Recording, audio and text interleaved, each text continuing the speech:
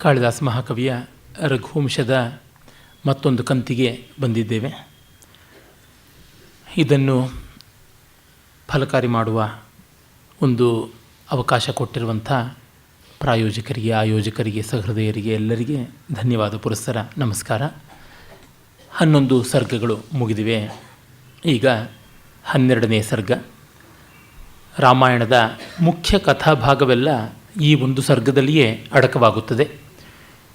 ಇದು ಕಾಳಿದಾಸನ ಒಂದು ಸಂಗ್ರಹ ಗುಣಕ್ಕೆ ತುಂಬ ದೊಡ್ಡ ನಿದರ್ಶನ ಅಂತ ಹೇಳಬಹುದು.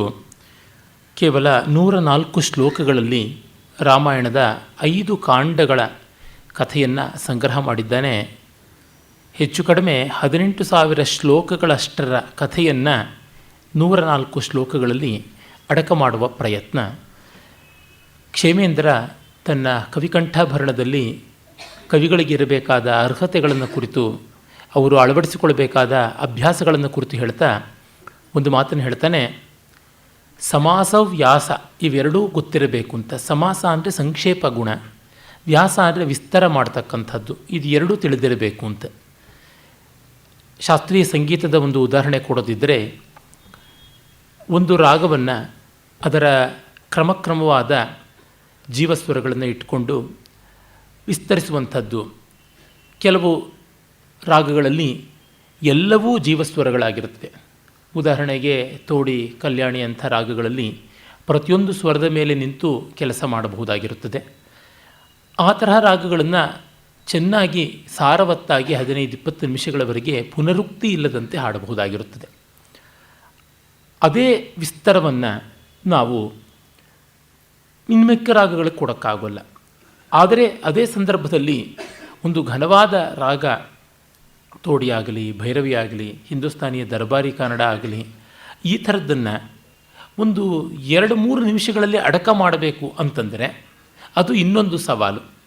ಅದು ಮಾಡಿಕೊಡ್ಬೇಕಾಗುತ್ತದೆ. 10 ಪದ್ಯಗಳಲ್ಲಿ ವಿಸ್ತರಿಸಬಲ್ಲ ಭಾವ ಸಾಂದ್ರತೆ ಯಾವುದಿದೆ ಅದನ್ನು ಒಂದು ಪದ್ಯಕ್ಕೆ 1-2 ಸಾಲಿಗೆ ಹಾಕುವಂಥದ್ದು ಬೇಕು. ಎರಡೂ ವಿಧವಾದ ಸಾಮರ್ಥ್ಯ ಬೇಕು. ವ್ಯಕ್ತಿಗತವಾಗಿ ನನಗಂತೂ ಆ ಥರ ಸಾಮರ್ಥ್ಯ ಇದ್ದವ್ರ ಬಗ್ಗೆ ತುಂಬ ಗೌರವ ಜಾಸ್ತಿ. ವರ್ಸಟೈಲ್ ಅಂತ ಯಾರನ್ನ ಕರಿತೀವಿ, ಆ ಬಗೆಗೆ ನನಗೆ ತುಂಬ ಅಭಿಮಾನ. ಕಾರಣ ಅದು ಒಂದು ಆ ಮಾಧ್ಯಮದ ಮೇಲೆ ಸರ್ವಪ್ರಭುತ್ವವನ್ನು ಹೊಂದಿರುವುದು ಅಂತ ತೋರ್ಪಡಿಸುತ್ತದೆ. ಕಾಳಿದಾಸನ ಈ ಒಂದು ಸರ್ಗ ಸಂಕ್ಷೇಪ ಗುಣಕ್ಕೆ ಹೇಗೋ ಹಾಗೆ ಮೇಘದೂತವನ್ನು ವಿಸ್ತರದ ಗುಣಕ್ಕೆ ಉದಾಹರಣೆಯಾಗಿ ತೆಗೆದುಕೊಳ್ಳಬಹುದು. ಕಥೆಯೇ ಇಲ್ಲ, ಮೋಡದ ಹಾದಿಯ ಕಥೆ. ಅದು ಗಾಳಿಯಲ್ಲಿ ತೇಲುವ ಮೋಡದಷ್ಟೇ ಹಗುರವಾದದ್ದು. It's a very volatile topic. ಅದನ್ನು ಹಿಡಿದವನು 115 ಶ್ಲೋಕಗಳಿಗೂ ಮಿಂಚಿ ಬರೆದಿದ್ದಾನೆ. ಮತ್ತು ಒಂದು ಮಂದಾಕ್ರಾಂತ ಛಂದಸ್ಸು 2 ಅನುಷ್ಠುಪ್ ಶ್ಲೋಕಗಳಿಗಿಂತ ದೊಡ್ಡದು. ಅನುಷ್ಠುಪ್ ಶ್ಲೋಕದಲ್ಲಿ ಒಟ್ಟು 32 ಅಕ್ಷರ ಇದ್ದರೆ, ಅಂದರೆ ಪೂರ್ವಾರ್ಧದಲ್ಲಿ 16, ಉತ್ತರಾರ್ಧದಲ್ಲಿ 16 ಅಕ್ಷರಗಳಿದ್ದರೆ, ಮಂದಾಕ್ರಾಂತದಲ್ಲಿ ಒಂದೊಂದು ಸಾಲಿಗೆ 17 ಅಕ್ಷರಗಳು.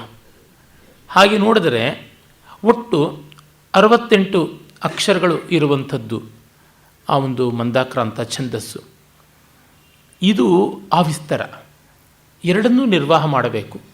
ನಿಗ್ರಹಾನುಗ್ರಹ ಸಾಮರ್ಥ್ಯ ಇರುವಂಥವನನ್ನು ಪ್ರಭು ಅಂತ ಕರಿತೀವಲ್ಲ, ಆ ಬಗೆಯಲ್ಲಿ. ಮತ್ತು ಅಯೋಧ್ಯ, ಅರಣ್ಯ, ಕಿಷ್ಕಿಂಧ, ಸುಂದರ ಮತ್ತು ಯುದ್ಧ ಈ ಕಾಂಡಗಳ ರಸರಮ್ಯವಾದ ಭಾಗಗಳನ್ನು, ರುದ್ರ ಗಂಭೀರವಾದ ಭಾಗಗಳನ್ನು ತನ್ನ ಅನಿತರ ಸಾಧಾರಣವಾದ ಕಲ್ಪನಾ ಶಕ್ತಿಯಿಂದ, ಸಾಲಂಕಾರ ರಸಾವಹ ಅನ್ನುವ ಶೈಲಿಯಿಂದ ಸಾಬೀತು ಮಾಡಿಕೊಡ್ತಾನಲ್ಲ, ಅದು ತುಂಬ ದೊಡ್ಡದು. ಇಡೀ ಸರ್ಗದ ಎತ್ತುಗಡೆಯನ್ನೇ ನೋಡಿ. ನಿರ್ವಿಷ್ಟ ವಿಷಯ ಸ್ನೇಹ ಸದಶಾಂತಮುಪೇಯುವಾನ್ ಆಸೀದಾಸನ್ನ ನಿರ್ವಾಣ ಪ್ರದೀಪಾರ್ಚಿರಿವೌಷಸಿ ಅನ್ನುವ ಮಾತು ಮೊದಲಿಗೆ ಬರುವಂಥದ್ದು. ದಶರಥನ ಸ್ಥಿತಿ ಹೇಗಿತ್ತು ಅಂದರೆ, ಮುಂಜಾನೆಯ ಹೊತ್ತಿಗೆ ಆರುವ ಸ್ಥಿತಿಗೆ ಬಂದ ದೀಪದ ಹಾಗಿತ್ತು. ದೀಪವನ್ನು ರಾತ್ರಿಯೆಲ್ಲ ಬೆಳಕು ಕೊಡಲಿ ಅಂತ ಬೆಳಗಿಸ್ತೀವಿ. ಮುಂಜಾನೆ ಹೊತ್ತಿಗೆ ಅದು ಮಂಕಾಗಿರುತ್ತದೆ. ಸೂರ್ಯೋದಯ ಆದ ಮೇಲೆ ದೀಪಕ್ಕೆ ಪ್ರಯೋಜನ ಇಲ್ಲ. ಮತ್ತು ಅದರ ಎಣ್ಣೆಯೂ ತೀರಿದೆ, ಬತ್ತಿಯೂ ಬಾಡಿದೆ, ಬೆಳಕು ಬತ್ತಿದೆ. ಈ ಹಂತ ನೋಡಬೇಕು. ಇಲ್ಲಿ ಶ್ಲೇಷಮೂಲವಾಗಿ ತುಂಬ ಸೊಗಸಾಗಿ ಈ ಒಂದು ಉಪಮಾಲಂಕಾರವನ್ನು ಚಿತ್ರಣ ಮಾಡಿದ್ದಾನೆ. ಶ್ಲಿಷ್ಟೋಪಮ ಅಂತ ಕರೀತಾರೆ. ವಿಷಯ ಸ್ನೇಹ, ವಿಷಯಗಳಲ್ಲಿ ಸ್ನೇಹವನ್ನು ಕಳ್ಕೊಂಡಿದ್ದಾನೆ ಅಂತ. ಅಂದರೆ ಇನ್ನು ಅನುಭವಿಸಬೇಕಾದದ್ದೆಲ್ಲ ಅನುಭವಿಸಿ ಆಗಿದೆ ಎನ್ನುವ ಮಾತು. ಇದಕ್ಕೆ ಮೂಲ ವಾಲ್ಮೀಕಿ ರಾಮಾಯಣದಲ್ಲಿ ಬರುವ ರಾಮನ ತಂದೆ ದಶರಥನ ಮಾತು, ನಾನು ಎಲ್ಲ ವಿಧವಾದ ಋಣಗಳನ್ನು ತೀರಿಸಿಕೊಂಡಿದ್ದೀನಿ, ದೇವರ್ಷಿ ಪಿತೃಋಣಗಳಲ್ಲದೆ ಆತ್ಮಋಣವನ್ನು ತೀರಿಸಿಕೊಂಡಿದ್ದೀನಿ ಅಂತ. ಆತ್ಮಋಣ ಅಂದರೆ ಈ ದೇಹಕ್ಕೆ ಕಾಲಕಾಲಕ್ಕೆ ಕೊಡಬೇಕಾದ ನ್ಯಾಯವಾದ, ಜುಡೀಷಿಯಸ್ ಅಂತ ಏನು ಕರಿತೀವಿ, ಸಕ್ರಮವಾದ ಭೋಗ ಸುಖ ಅದೂ ಸಿಕ್ಕಿದೆ ಅಂತ. ಇನ್ನು ಸಾಕು ಅಂತ ಅನ್ನಿಸಿದೆ ಅನ್ನುವಂಥದ್ದು. ಮನೆಯಿಂದ ಇಲ್ಲಿಗೆ ಬರುವಾಗ ಒಂದು 3 ಕಿಲೋಮೀಟ್ರ್ ನಡ್ಕೊಂಡು ಬಂದೆ. ಈ ಹೊತ್ತಿನ ಸಂಚಾರ ಆಗಿರಲಿಲ್ಲ ಅಂತ ನಡ್ಕೊಂಡು ಬರ್ತಾ ಇದ್ದೆ. ದಾರಿ ಉದ್ದಕ್ಕೂ ಇದೆ. ಸಾಕು ಅಂತ ಅನ್ನಿಸುವುದು ಯಾವಾಗ ವಸ್ತುಜಾಲದಲ್ಲಿ ಅಂತ ಬಹಳ ಕಷ್ಟ ಇದೆ. ಕಡೆಗೊಂದು ಅನುಕೂಲ ಸಿಂಧುವಾದ ದಾರಿಯನ್ನು ಯೋಚನೆ ಮಾಡಿದೆ. ಬಿಟ್ಟೆ ಅಂತ ಮತ್ತೆಂದೂ ಅದನ್ನು ಹಿಡಿಯದಂತೆ ಅಷ್ಟು ಕಠೋರವಾದ ನಿರ್ಧಾರ ತಗೊಳ್ಳೋದಕ್ಕೆ ನಮ್ಮ ಮನಸ್ಸಿಗೆ ಶಕ್ತಿ ಇಲ್ಲ. ಅದರಿಂದ ಒಂದು ಅನುಕೂಲ ಸಿಂಧು ನಿರ್ಧಾರ, ಆ ಹಠ ಯಾಕೆ ಇಟ್ಕೊಳ್ಬೇಕು ಅಂತ. ಅಂದರೆ ಬುದ್ಧಿಯ ತರ್ಕ ಅದೆಷ್ಟು ಜಾಣ್ಮೆಯಿಂದ ಕೂಡಿರುತ್ತದೆ ಅಂತ ಗೊತ್ತಾಗುತ್ತೆ. ಅಲ್ಲಿಗೆ ಬಂದು ನಿಂತುಕೊಳ್ತು. ಆ ರೀತಿ ವಿಷಯ ಸ್ನೇಹವನ್ನು ನಿರ್ವಿಷ್ಟ, ಬತ್ತಿಸಿಕೊಂಡವನು, ಖಾಲಿ ಮಾಡಿಕೊಂಡವನು, ಅನುಭವಿಸಿ ಖಾಲಿ ಮಾಡಿಕೊಂಡವನು. ದಶಾಂತ ಮುಪೈವಾನ್ ಸ ದಶಾಂತ ಮುಪೈವಾನ್, ತನ್ನ ಜೀವನ ದಶೆಯ, ಮಾನವ ಜೀವಿತದ ಕೊನೆಯನ್ನು, ಚರಮ ದಶೆಯನ್ನು ಮುಟ್ಟಿದವನು ಅಂತ. ಇನ್ನೊಂದು ಅರ್ಥ, ಆ ದೀಪದ ಬತ್ತಿಯ ತುದಿಯನ್ನು ದಶಾಂತ ಅಂತ ಕರೀತಾರೆ. ದೀಪದ ಬತ್ತಿಯನ್ನು ದಶ ಅಂತ ಕರೆಯೋದುಂಟು. ಅದು ದಶಾಂತ, ಬತ್ತಿಯ ತುದಿಯವರೆಗೂ ಬಂದಿದೆ ಅಂತ. ನಿಮಗೆ ಗೊತ್ತಿರುತ್ತೆ, ದೀಪ ಉರಿದು ಎಣ್ಣೆಯೆಲ್ಲ ಬತ್ತದ ಮೇಲೆ ಆ ಬತ್ತಿಯನ್ನೇ ಉರಿಸಿಕೊಂಡು ಇಟ್ ಕನ್ಸ್ಯೂಮ್ಸ್, ನುಂಗ್ತಾ ಬರುತ್ತದೆ. ಆಸೀದ್ ಆಸನ್ನ ನಿರ್ವಾಣ. ನಿರ್ವಾಣ ಅಂದರೆ ಮರಣ ಅಂತ, ದೀಪದ ಆರು ಹೋಗುವಿಕೆ ಅಂತ ಎರಡರ್ಥವೂ ಉಂಟು. ದೀಪಂ ನಿರ್ವಾಪಯ ಅಂತೆಲ್ಲ ಹೇಳ್ತೀವಿ. ಪ್ರದೀಪಾರ್ಚರಿ ವೋಷಸಿ, ಉಷಃಕಾಲದ ಪ್ರದೀಪ ಅಂದರೆ ಒಂದು ದೀಪದ ಮೂಲಕ ಮಿಕ್ಕೆಲ್ಲ ದೀಪಗಳನ್ನು ಬೆಳಗಿಸ್ತೀವಿ, ಮಾಸ್ಟರ್ ಲ್ಯಾಂಪ್ ಅಂತ ಕರಿತೀವಿ. ಆ ಒಂದು ಮಾಸ್ಟರ್ ಲ್ಯಾಂಪಿನಂತೆ, ದೊಡ್ಡ ದೀಪದಂತೆ ಪ್ರಕೃಷ್ಟ ದೀಪ ಪ್ರದೀಪ ಆಗಿದ್ದ ಅಂತ. ಆ ದೀಪ ಮತ್ತೊಂದು ದೀಪಕ್ಕೆ ಅಧಿಕಾರವನ್ನು ವಹಿಸಿ ಅದು ಬಾಡಬೇಕು ಅನ್ನುವಂಥ ದೃಷ್ಟಿ. ಅಂದರೆ ಅವನು ಕಾಳಿದಾಸ ಈ ಬೆಳಕನ್ನು, ದೀಪವನ್ನು ಎಷ್ಟೆಷ್ಟೆಲ್ಲ ಬಗೆಯಲ್ಲಿ ಬಳಸ್ಕೊಳ್ತಾನೆ ಅಂತಂದರೆ, 4ನೇ ಸರ್ಗದಲ್ಲಿ ನೋಡಿ, ಅದು ರಘು ಮತ್ತು ದಿಲೀಪರಿಗೆ ಸಂಬಂಧಪಟ್ಟಂಥದ್ದು. ಆ ಸರ್ಗದ ಆರಂಭದಲ್ಲಿಯೇ ನಾವು ಇಂಥದ್ದನ್ನು ನೋಡ್ತೀವಿ. ಆ ಸರ್ಗವೂ ಅನುಷ್ಠುಪ್ ಛಂದಸ್ಸಿದ್ದು. ಸರಾಜ್ಯಂ ಗುರುಣ ದತ್ತಂ ಪ್ರತಿಪದ್ಯಾಧಿಕಂ ಬಭೋ ದಿನಾಂತೆ ನಿಹಿತಂ ತೇಜ ಸವಿತ್ರೇವ ಹುತಾಶನಃ ಅಂತ. ಸೂರ್ಯ ಮತ್ತು ಅಗ್ನಿ ಪರಸ್ಪರ ತಮ್ಮ ತೇಜಸ್ಸಿನ ಕೊಡುಕೊಳ್ಳುವಿಕೆ ಮಾಡ್ತಾ ಇರ್ತಾರೆ. ರಾತ್ರಿ ಸೂರ್ಯ ಅಗ್ನಿಯಲ್ಲಿ ತನ್ನ ತೇಜಸ್ಸನ್ನು ಇಟ್ಟರೆ, ಬೆಳಗ್ಗೆ ಅಗ್ನಿ ತನ್ನ ತೇಜಸ್ಸನ್ನು ಸೂರ್ಯನಿಗೆ ಮತ್ತೆ ಹಿಂದಿರುಗಿಸುತ್ತಾನೆ ಅಂತ. ಅದು ಈ ರೀತಿಯಾಗಿ ತಂದೆ ಮಕ್ಕಳದು ಅಂತ. ಕವಿಗಳು ಎಷ್ಟು ಚೆನ್ನಾಗಿ ಆ ಸಾತತ್ಯವನ್ನು ಕಾಪಾಡಿಕೊಂಡು ಬರ್ತಾರೆ. ಒಂದು ತತ್ವವನ್ನು ಹಿಡಿದರೆ ಅದನ್ನು ಅಷ್ಟು ಸೊಗಸಾಗಿ ಬೆಳೆಸ್ತಾರೆ.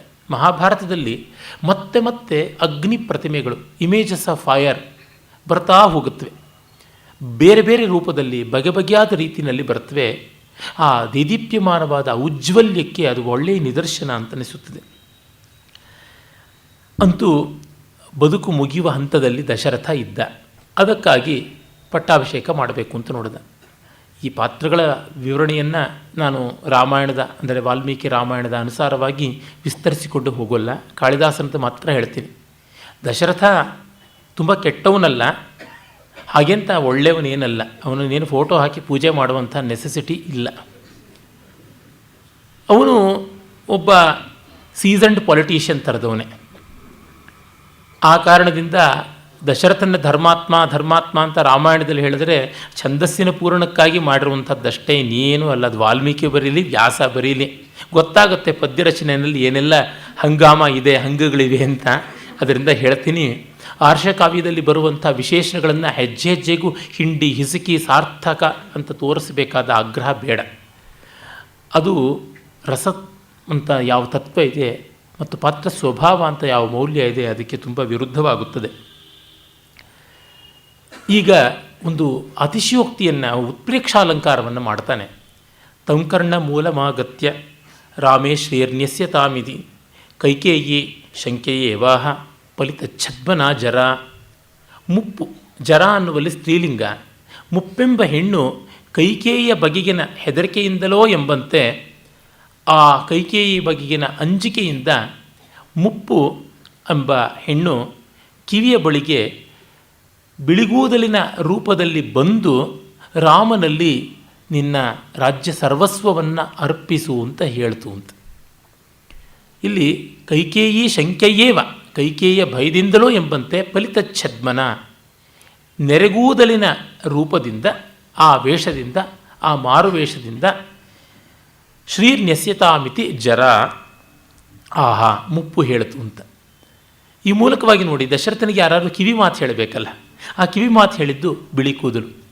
ಯೋಗವಾಸಿಷ್ಠದಲ್ಲಿ ಒಂದು ಮಾತು ಬರುತ್ತೆ, ಮರಣಸ್ಯ ಮುನೇರಾಜನ್ ಜರ ಧವಲ ಚಾಮರ ಅಂತ. ಆ ಮುಪ್ಪು ಬಂದ ತಕ್ಷಣ ಕಿವಿಯಿಂದ ಆರಂಭ ಆಗುತ್ತದೆ ಬಿಳಿ ಕೂದಲು.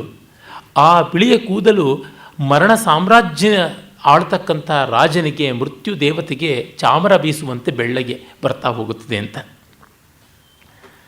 ಆ ರೀತಿಯಲ್ಲಿ ಬಂದು ಕಿವಿಯಲ್ಲಿ ಗುಟ್ಟಾಗಿ ಹೇಳಿದ್ದು, ಅದನ್ನು ದಶರಥ ಪಾಲಿಸಿದ. ಅಂದರೆ ಅವನು ಮಂತ್ರಾಲೋಚನಾ ಸಭೆಯಲ್ಲಿ ಇದನ್ನೆಲ್ಲ ಆಲೋಚನೆ ಮಾಡೋಲ್ಲ, ನೇರವಾಗಿ ಸಭಾಸದರ ಮುಂದೆನೇ ಹೇಳ್ತಾನೆ, ರಾಮನಿಗೆ ಪಟ್ಟಾಭಿಷೇಕವನ್ನು ಮಾಡಬೇಕು ಅಂತಿದ್ದೀನಿ, ನಿಮ್ಮ ಅಭಿಪ್ರಾಯ ಹೇಗೆ ಅಂತೆಲ್ಲ.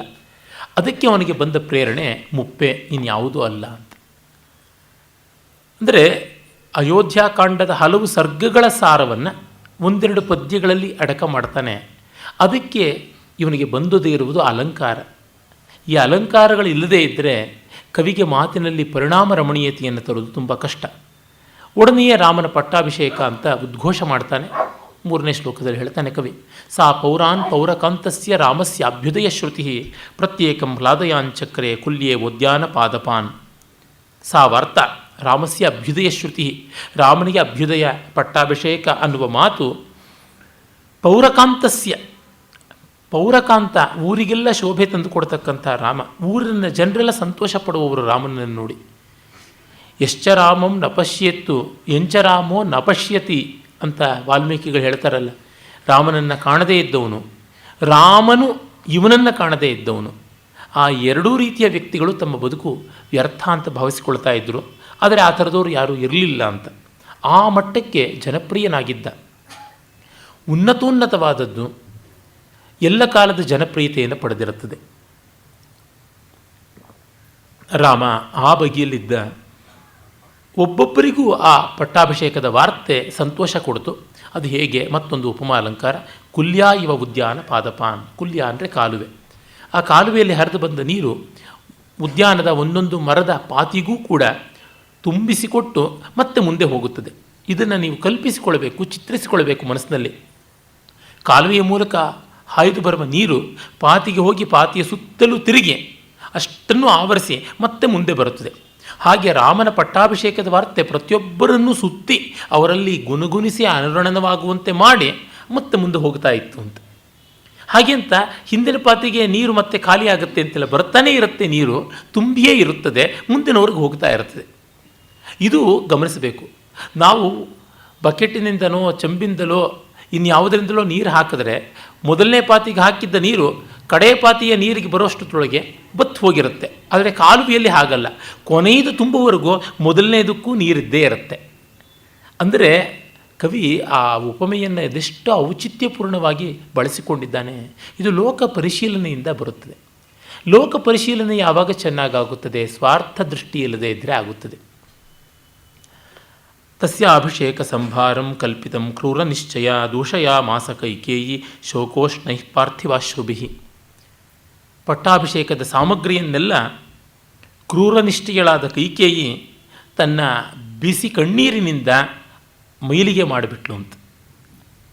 ಇಲ್ಲಿ ನೋಡಿ, ಮನುಷ್ಯನ ದೇಹದಿಂದ ಒಸರುವ ಯಾವ ದ್ರವವಾದರೂ ಬಿದ್ದರೆ ಅದು ಮೈಲಿಗೆ ಅಂತ ಶಾಸ್ತ್ರ. ಆರೋಗ್ಯಶಾಸ್ತ್ರವೂ ಅದನ್ನೇ ಹೇಳುತ್ತದೆ. ಆ ತಂಪಾದ ದಿವ್ಯ ನದಿ ತಟಾಕ ಸಮುದ್ರಾದಿಗಳಿಂದ ತಂದ ರಾಮನ ಅಭಿಷೇಕ ಸಂಭಾರ ಜಲ ಯಾವುದಿದೆ ಅದಕ್ಕೆ ತನ್ನ ಬಿಸಿ ಬಿಸಿ ಕಣ್ಣೀರು, ಉಪ್ಪು ಕಣ್ಣೀರನ್ನು ಸುರಿಸಿಬಿಟ್ಲು ಅಂತ. ಆ ಮೂಲಕವಾಗಿ ಅವನು ಅದೆಷ್ಟು ಸೊಗಸಾಗಿ ಪರ್ಯಾಯೋಕ್ತ ಅಲಂಕಾರದಿಂದ ರಾಮನ ಅಭಿಷೇಕವನ್ನು ಕೆಡಿಸಿದಳು ಅಂತ ಹೇಳ್ತಾ ಇದ್ದಾನೆ. ಪ್ರತಿ ಪದ್ಯದಲ್ಲಿ ಅಲಂಕಾರ ಇದೆ. ಅದು ಸಹಜವಾಗಿರುವಂಥದ್ದು, ತುಂಬ ಅಕೃತಕವಾಗಿ ಅಪ್ರಯತ್ನಿತವಾಗಿ ಬಂದಂತೆ ತೋರುವಂಥದ್ದು.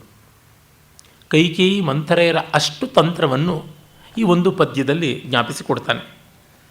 ಸಾಕಿಲ ಶ್ವಾಸಿತ ಚಂಡೀ ಭರ್ತ್ರ ತತ್ಸಂಶ್ರುತೌ ವರವು ಉದ್ವವಾಮೇಂದ್ರ ಸಿಕ್ತ ಭೂಹು ಬಿಲಮಗ್ನಾಭಿಬೋರಗವು. ಅವಳು ಚಂಡಿ ಅಂತ ಹೇಳಿಬಿಟ್ಟ. ಚಂಡಿ ಅಂತಂದರೆ ಹಠಮಾರಿ, ಎಷ್ಟು ಅನುನಯ ಮಾಡಿದರೂ ಒಪ್ಪದೇ ಇರತಕ್ಕಂಥವಳು ಚಂಡಿ.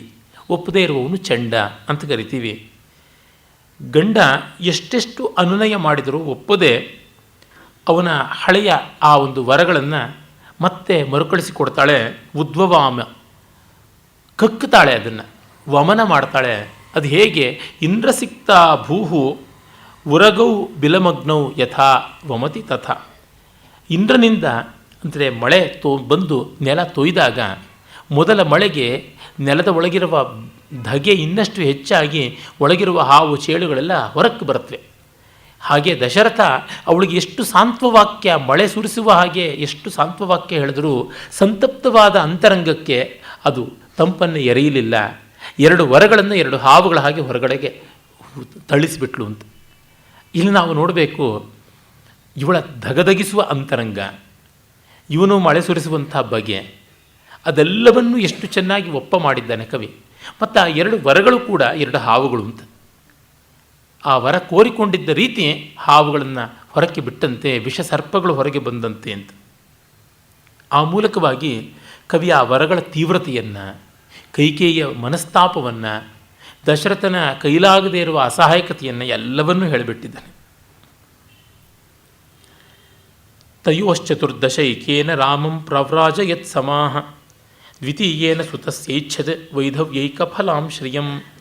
ಅದರೊಳಗೆ ರಾಮನಿಗೆ 14 ವರ್ಷ ವನವಾಸದ್ದೊಂದು, ಮತ್ತೊಂದು ತನ್ನ ವೈಧವ್ಯವೇ ಆತ್ಯಂತಿಕ ಪರಿಣಾಮವಾಗಿ ಉಳ್ಳ ಮಗನ ರಾಜ್ಯಾಭಿಷೇಕ ಒಂದು, ಹೀಗೆ 2 ವರ ಕೋರಿದಳು ಅಂತ. ಅಂದರೆ ಆ ವರಗಳ ಪರಿಣಾಮ ಏನಾಗುತ್ತೆ ಅನ್ನೋದನ್ನು ಹೇಳಿಬಿಟ್ಟ. ಎಲ್ಲರಿಗೂ ರಾಮಕಥೆ ಗೊತ್ತಿದೆ. ಗೊತ್ತಿರುವ ಕಥೆಯಲ್ಲಿ ಮತ್ತೆ ಪಾತ್ರ ಚಿತ್ರಣದ ವಿಸ್ತಾರವನ್ನು ಮಾಡಬೇಕಾಗಿಲ್ಲ. ಅದಕ್ಕಾಗಿ ಅವನು ಏನನ್ನು ತೆಗೆದುಕೊಂಡಿದ್ದಾನೆ? ಕಥೆಯನ್ನು ಇನ್ನಷ್ಟು ಆಕರ್ಷಕವಾಗಿ ಜ್ಞಾಪಕ ಮಾಡಿಕೊಡುವಂಥದ್ದು. ವಾಲ್ಮೀಕಿಯಲ್ಲೋ ಮತ್ತಾವ ಗ್ರಂಥದಲ್ಲೋ ದಿಲೀಪನ ವ್ಯಕ್ತಿತ್ವ ಇಲ್ಲ, ರಘುವಿನ ವ್ಯಕ್ತಿತ್ವ ಇಲ್ಲ, ಅಜನ ಕಥಾ ಪ್ರಸಂಗ ಇಲ್ಲ, ಇಂದುಮತಿಯ ಪ್ರಸಂಗ ಇಲ್ಲ. ಅದಕ್ಕೆ ಅವನ್ನೆಲ್ಲ ವಿಸ್ತರಿಸಿದ. ಆದರೆ ರಾಮಾಯಣ ಕಥೆ ಲೋಕಪ್ರಸಿದ್ಧವಾದ್ದರಿಂದ ಅದನ್ನು ವಾಲ್ಮೀಕಿಗಿಂತಲೂ ಚೆನ್ನಾಗಿ ಹೇಳುವ ಅಪೇಕ್ಷೆಯೂ ಇಲ್ಲ, ಅವಕಾಶವೂ ಇಲ್ಲ, ಅದು ಬೇಡ ಅಂತ ಭಾವಿಸಿ ತಾನು ಪ್ರಕಾರಾಂತರವಾಗಿ ಕಥೆಯನ್ನು ನೆನಪಿಗೆ ತಂದುಕೊಡುವುದಕ್ಕೆ ಅಲಂಕಾರಭರಿತವಾದ ಅಡಕವಾದ ದಾರಿಯನ್ನು ಅನುಸರಿಸಿದ್ದಾನೆ. ಪಿತ್ರಾದತ್ತಂ ದತ್ತಾಮೃದಂ ರಾಮ ಪ್ರಾಂಗ್ಮಹೀಂ ಪ್ರತ್ಯಪದ್ಯತ ಪಶ್ಚಾದ್ವನಾಯ ಗಚ್ಚೇತಿ ತದಾಜ್ಞಾಂ ಮುದಿತೋಗ್ರಹೀತ್. ರಾಮ ಏನು ಮಾಡ್ದ? ಮೊದಲು ರಾಜ್ಯ ಬಂದಾಗ ಅಳುತ್ತಾ ಒಪ್ಪಿಸಿಕೊಂಡನಂತೆ. ಈಗ ಕಾಡಿಗೆ ಹೋಗುವಂತಾಗ ಮುದಿತೋಬ್ರವೀತ್, ಸಂತೋಷಪಟ್ಟು ಆಗಲಿ ಅಂತ ಅಂದ ಅಂತ. ಇದು ರಾಮನ ವ್ಯಕ್ತಿತ್ವವನ್ನು ತೋರ್ಪಡಿಸುತ್ತದೆ. ವಾಲ್ಮೀಕಿ ರಾಮಾಯಣದಲ್ಲಾದರೂ ಅದೇ ರೀತಿ ಇರುವುದು. ತಂದೆಗೆ ಕಷ್ಟ ಆಗಬಾರದು ಅಂತ. ಭಾಸ ಪ್ರಸಿದ್ಧಿ ಇರುವಂಥ ಪ್ರತಿಮಾ ನಾಟಕದ ಮೊದಲನೇ ಅಂಕದಲ್ಲೇ ಬರುತ್ತದೆ. ತಾನು ಕಾಡಿಗೆ ಹೋಗೋದ್ರಿಂದ ಎಷ್ಟೆಲ್ಲ ಒಳ್ಳೆಯದಾಗ್ತಾ ಇದೆ ಅಂದರೆ, ತಂದೆಗೆ ವೃದ್ಧಾಪ್ಯದಲ್ಲಿ ವಾನಪ್ರಸ್ಥ ಆ ಕಷ್ಟವನ್ನು ಪಡುವುದು ತಪ್ಪಿತು, ತಾಯಂದರಿಗೂ ಕೂಡ ಆ ಕ್ಲೇಶ ತಪ್ಪಿತು, ತನಗೆ ಬಹಳ ವರ್ಷ ಅಪೇಕ್ಷೆಯ ಅವಕಾಶ ಇದ್ದಂಥ ಆ ಒಂದು ಗಿರಿವನ ದರ್ಶನ ಆಯಿತು, ಹೀಗೆಲ್ಲ ಅಂತ. ಇದು ರಾಮನ ದೊಡ್ಡತನವನ್ನು ತುಂಬ ಚೆನ್ನಾಗಿ ತೋರ್ಪಡಿಸುತ್ತದೆ. ನಿಜವೇ ರಾಮನಿಗೆ ಪಟ್ಟಾಭಿಷೇಕ ಬೇಡ ಅಂತೇನೂ ಇರಲಿಲ್ಲ, ಬೇಕು ಅಂತ ಇತ್ತು. ಆದರೆ ಅದು ಆಗಲಿಲ್ಲ ಅಂದರೆ ದೊಡ್ಡ ಸಂಕಟನೂ ಏನೂ ಇರಲಿಲ್ಲ ಅಂತ. ಎಷ್ಟೋ ಜನ ದೊಡ್ಡ ದೊಡ್ಡ ಸಾಧಕರಿಗೆ ಪ್ರಶಸ್ತಿಗಳು ಬೇಡ ಅಂತ ಏನೂ ಇರೋಲ್ಲ, ಆದರೆ ಬಂದ ಮೇಲೆ ಅದನ್ನು ತಿರಸ್ಕರಿಸಬೇಕು ಅಂತಲೂ ಆಗ್ರಹ ಇರೋದಿಲ್ಲ. ಈ ಕೈನಲ್ಲಿ ತಗೊಂಡು ಹಾಗೆ ಮರೆತು ಬಿಡ್ತಾರೆ, ಅದರ ಬಗ್ಗೆ ತಲೆ ಕೆಡಿಸಿಕೊಳ್ಳೋದಿಲ್ಲ. ನಿರಾಕರಣೆಯೂ ಒಂದು ಅಹಂಕಾರ ಆಗುವ, ಪ್ರತಿಭಟನೆಯೂ ಒಂದು ವಿಧವಾದ ಆವೇಶ ಆಗುವಂಥದ್ದಿರುತ್ತಲ್ಲ, ಅದು ಅಲ್ಲ. ರಾಮನದು ಆ ರೀತಿಯಾದ ಮನೋಧರ್ಮ. ಅವನೀಗ ವನವಾಸಕ್ಕೆ ಹೊರಡ್ತಾನೆ. ದದತೋ ಮಂಗಲಕ್ಷೌಮೆ ವಸಾನಸ್ಯ ಚ ವಲ್ಕಲೆ ದದೃಶುರ್ವಿಸ್ಮಿತಾಸ್ತಸ್ಯ ಮುಖರಾಗಂ ಸಮಂ ಜನಾಃ.